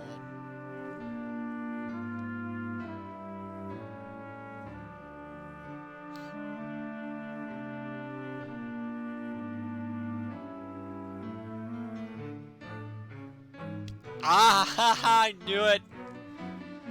And the body's gone.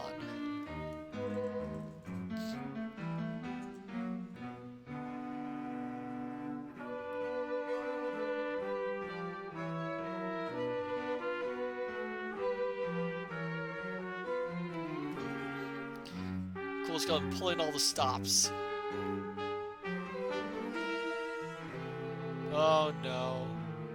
Alien 20, but is he really dead or are they just testing her sanity? That is a good question. I mean, the will does state that if she isn't judged sane, then she doesn't get the money. So maybe this is all a test.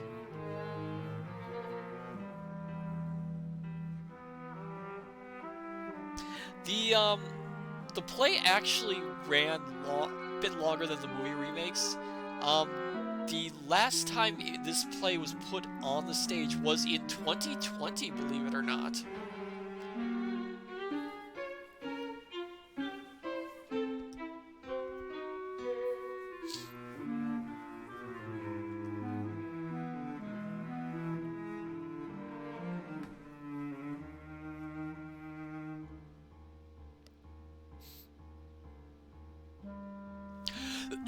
He's like, Susan! Susan! Susan! And she's running off.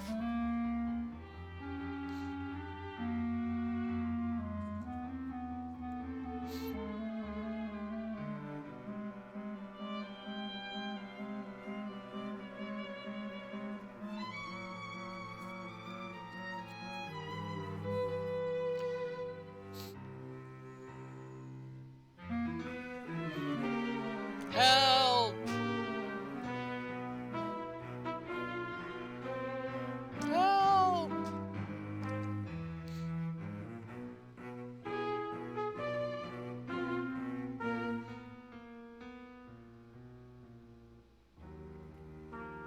What's the matter? He said. That's the one time I can actually read the lips. Ghosts? Gosh.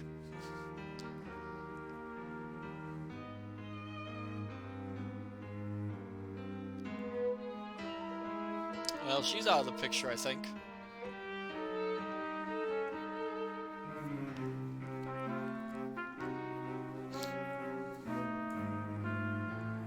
Who's this?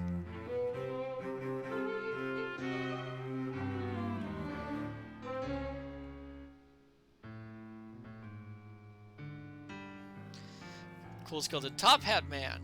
Yes.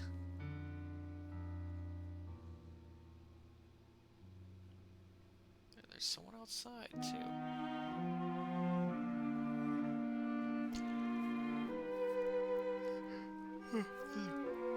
Julian 20, flashlight guy. Well, this guy seems trustworthy. Cool skeleton, the iconic characters.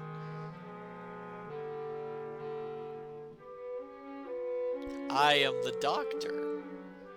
You are a creep.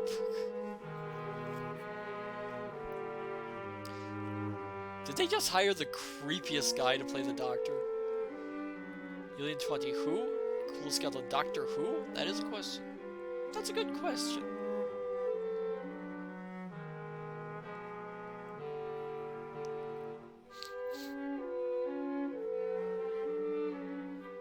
Yes, I got the joke, Cool Skeleton.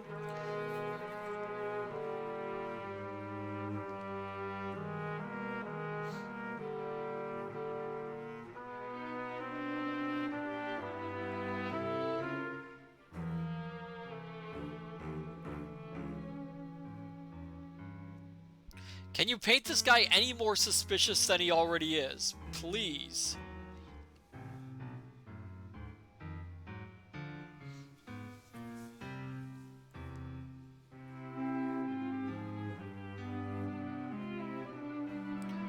What makes you so nervous tonight?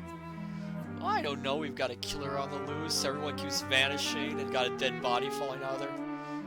Cool skeleton. Give him a toupee and a goatee.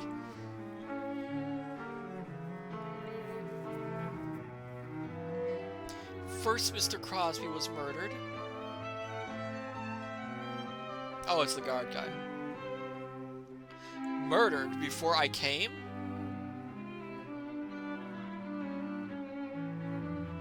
And then a hand like a claw or a spider came out from the wall and stole the necklace I was wearing.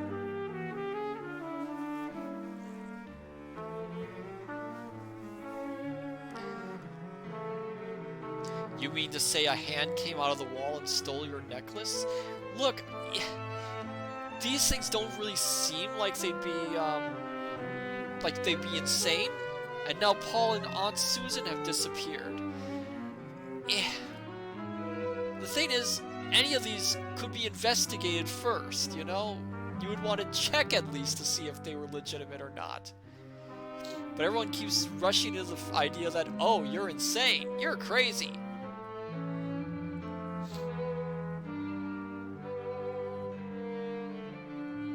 Also, how does checking your pulse report if you're insane or not?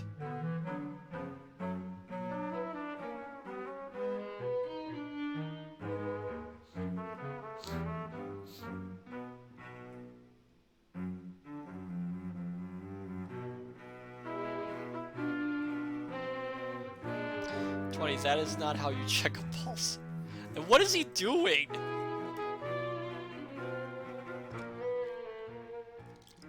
Again, this is... How does this... Yeah.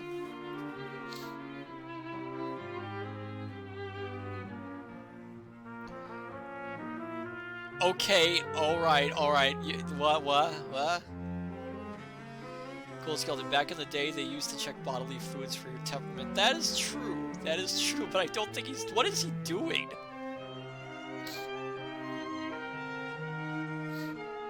May I have a glass of water? What for?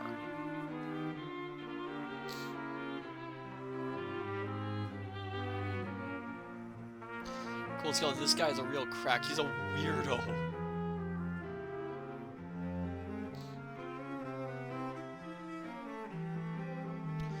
In 20, I just happen to have one here. That is true.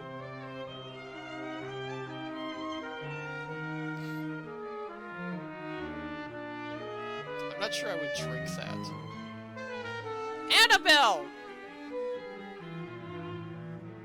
I can't find Aunt Susan!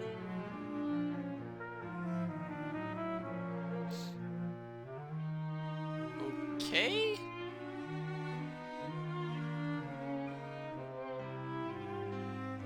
Skeleton, I shouldn't be consuming anything at the time it is here.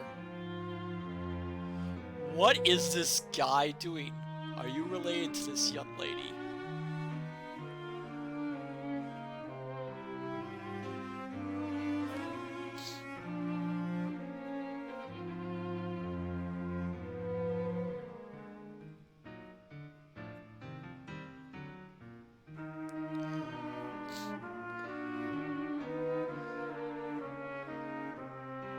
I'll report on this case in the morning.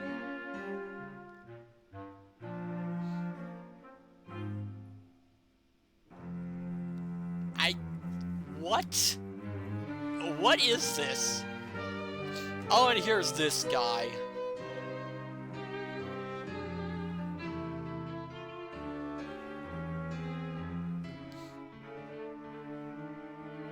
Did I hear you say a man was murdered? Yes, you did hear you say. Well, you read a man was murdered. This is a silent film after all.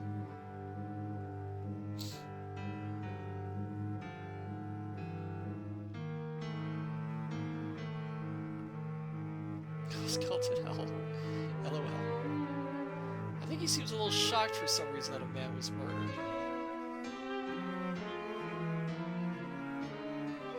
What the? Okay. Oh. 20, oh my, yeah. Cool skeleton, in a world where everyone just has subtitles in front of them.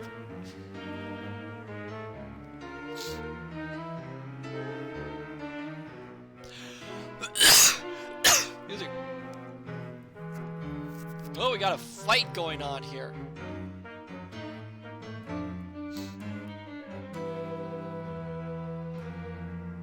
Julian 20, he has a dental problem.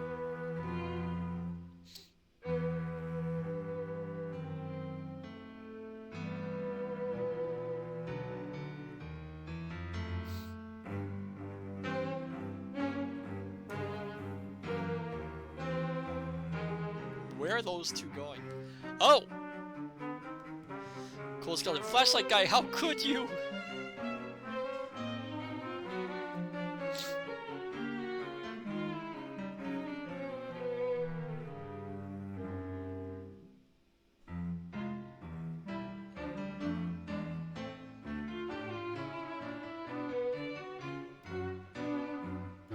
Ghosts are murdering people in the Cyrus West house.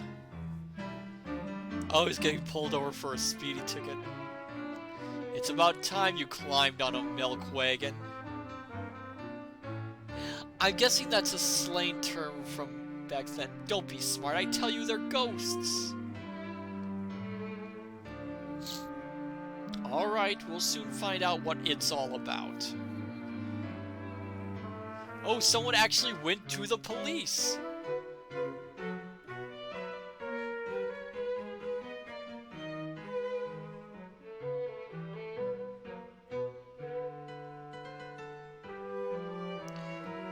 Remember that guy did... Cool Skeleton, I am going to the police!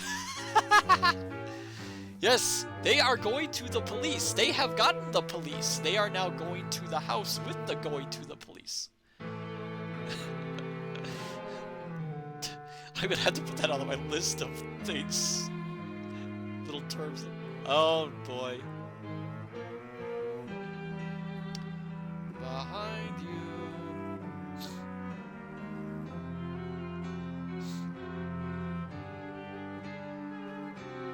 Our hero isn't very useful, is he?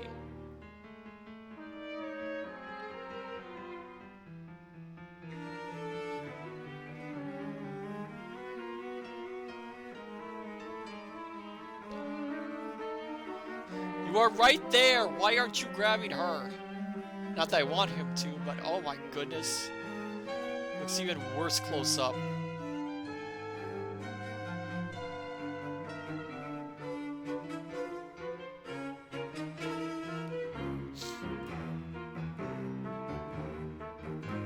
Wow. Cool Skeleton. Orc Man needs some dental work. 1,020 looks like a pig. Wow, this guy actually has a bit of a spine going for him. I think they overcranked the scene a little bit.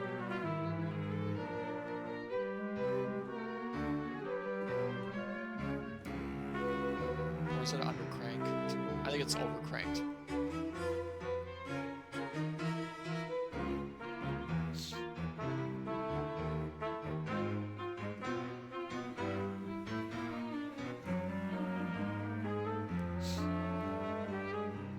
Unit 20 going too fast. Overcranking is when you deliberately... What's the word? You actually... I think you slow the camera speed down. Cool Skeleton, she should run. Yes, she should. I think she... Oh! Wait, what? Oh! Oh, shocker! Shocker there.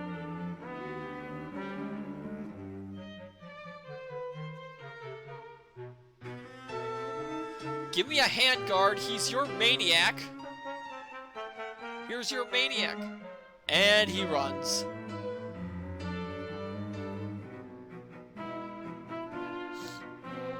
Overcranking, I think, is when they actually play the actual film slow while they're filming, and then when they move it to normal speed, it actually speeds it up. What is up with this guard?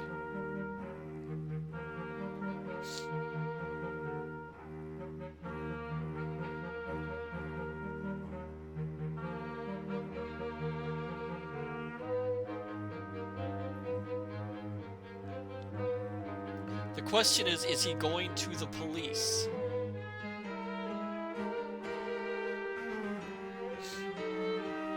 Oh!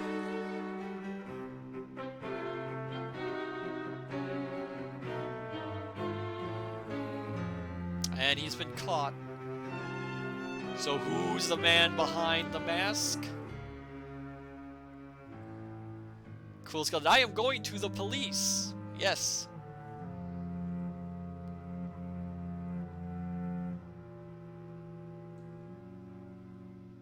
Oh. It's...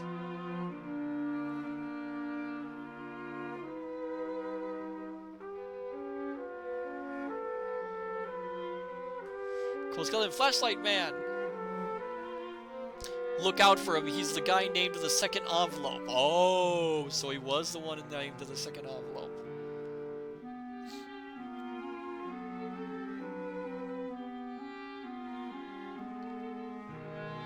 He hired me to help put the girl in the bug house so he could get the money. Makes sense. Was the doctor really a doctor then? If that's true, then he was just a creep.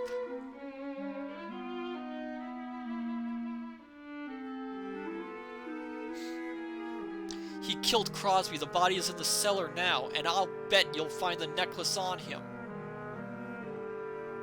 Oh, that explains why the guard was so shocked that someone was murdered. I don't think he... I'm guessing the guard didn't get himself involved to get anyone murdered, and so that's what got him so shocked earlier. He was in it for the money, but he wasn't in it for the for anyone to get killed.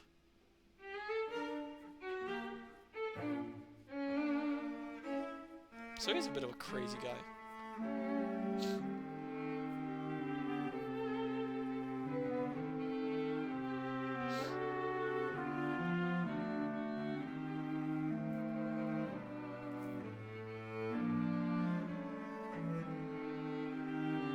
Oh, he's lost his glasses, so now he's absolutely heroic. Everything's all right, Annabelle. The guilty man is caught.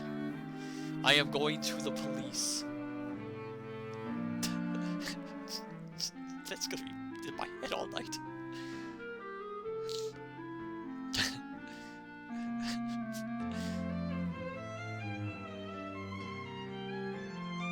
Oh. Aww.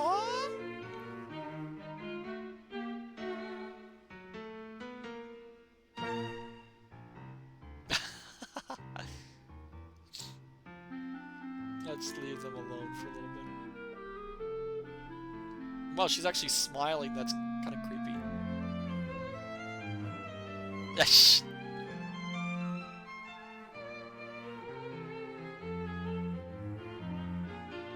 Yuli and 20, aren't they related? Yes, they are cousins.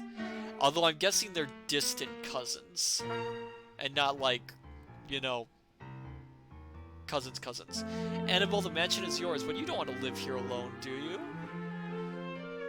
Why? You're not gonna... Okay, this is just a little creepy. The end. The cast. This is repeated at the request of picture patrons who desire to check the names of those players whose work has pleased them. Charles Wilder was the murderer. I couldn't remember which character's name it was. It's a universal picture. How did you like it? Write me your opinions. Carl Lamb. Okay. And I'll put curtain. Alright. Well, that was fun. I'll see you all in our little chat area to close out this Halloween night. Here we are. Oh my goodness. We read scary stories. We watched a classic film of horror. I think tonight's Halloween has been fantastic, don't you, my dear scholars? U20, thank you so much. What a great night. It has been a great night. It's been a lot of fun.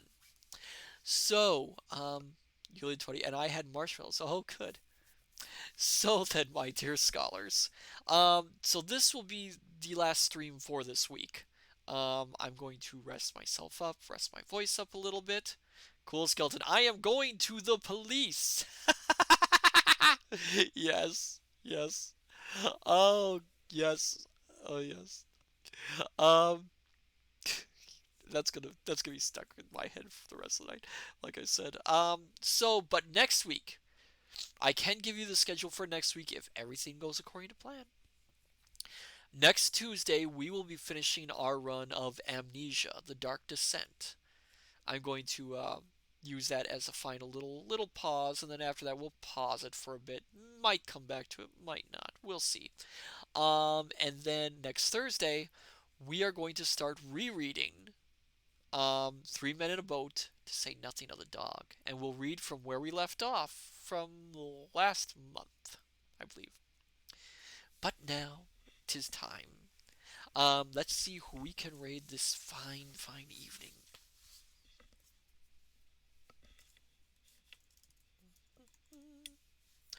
Da, da, da, da, da.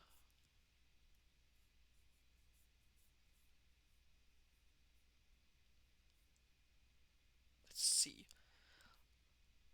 All right. Oh, let us raid. Let me double check, make sure it's right. Let us raid Drazov the Wicked. He is reading some of the works of, what was his name? Clark Ashton Smith, who wrote some of the some Cthulhu mythos stories, but somewhat different from Lovecraft. So, anyway, my dear scholars, I say unto you, good evening, good morning, good afternoon, till we meet each other again at the study. Take care, and I shall see you next time. Farewell, and bye bye.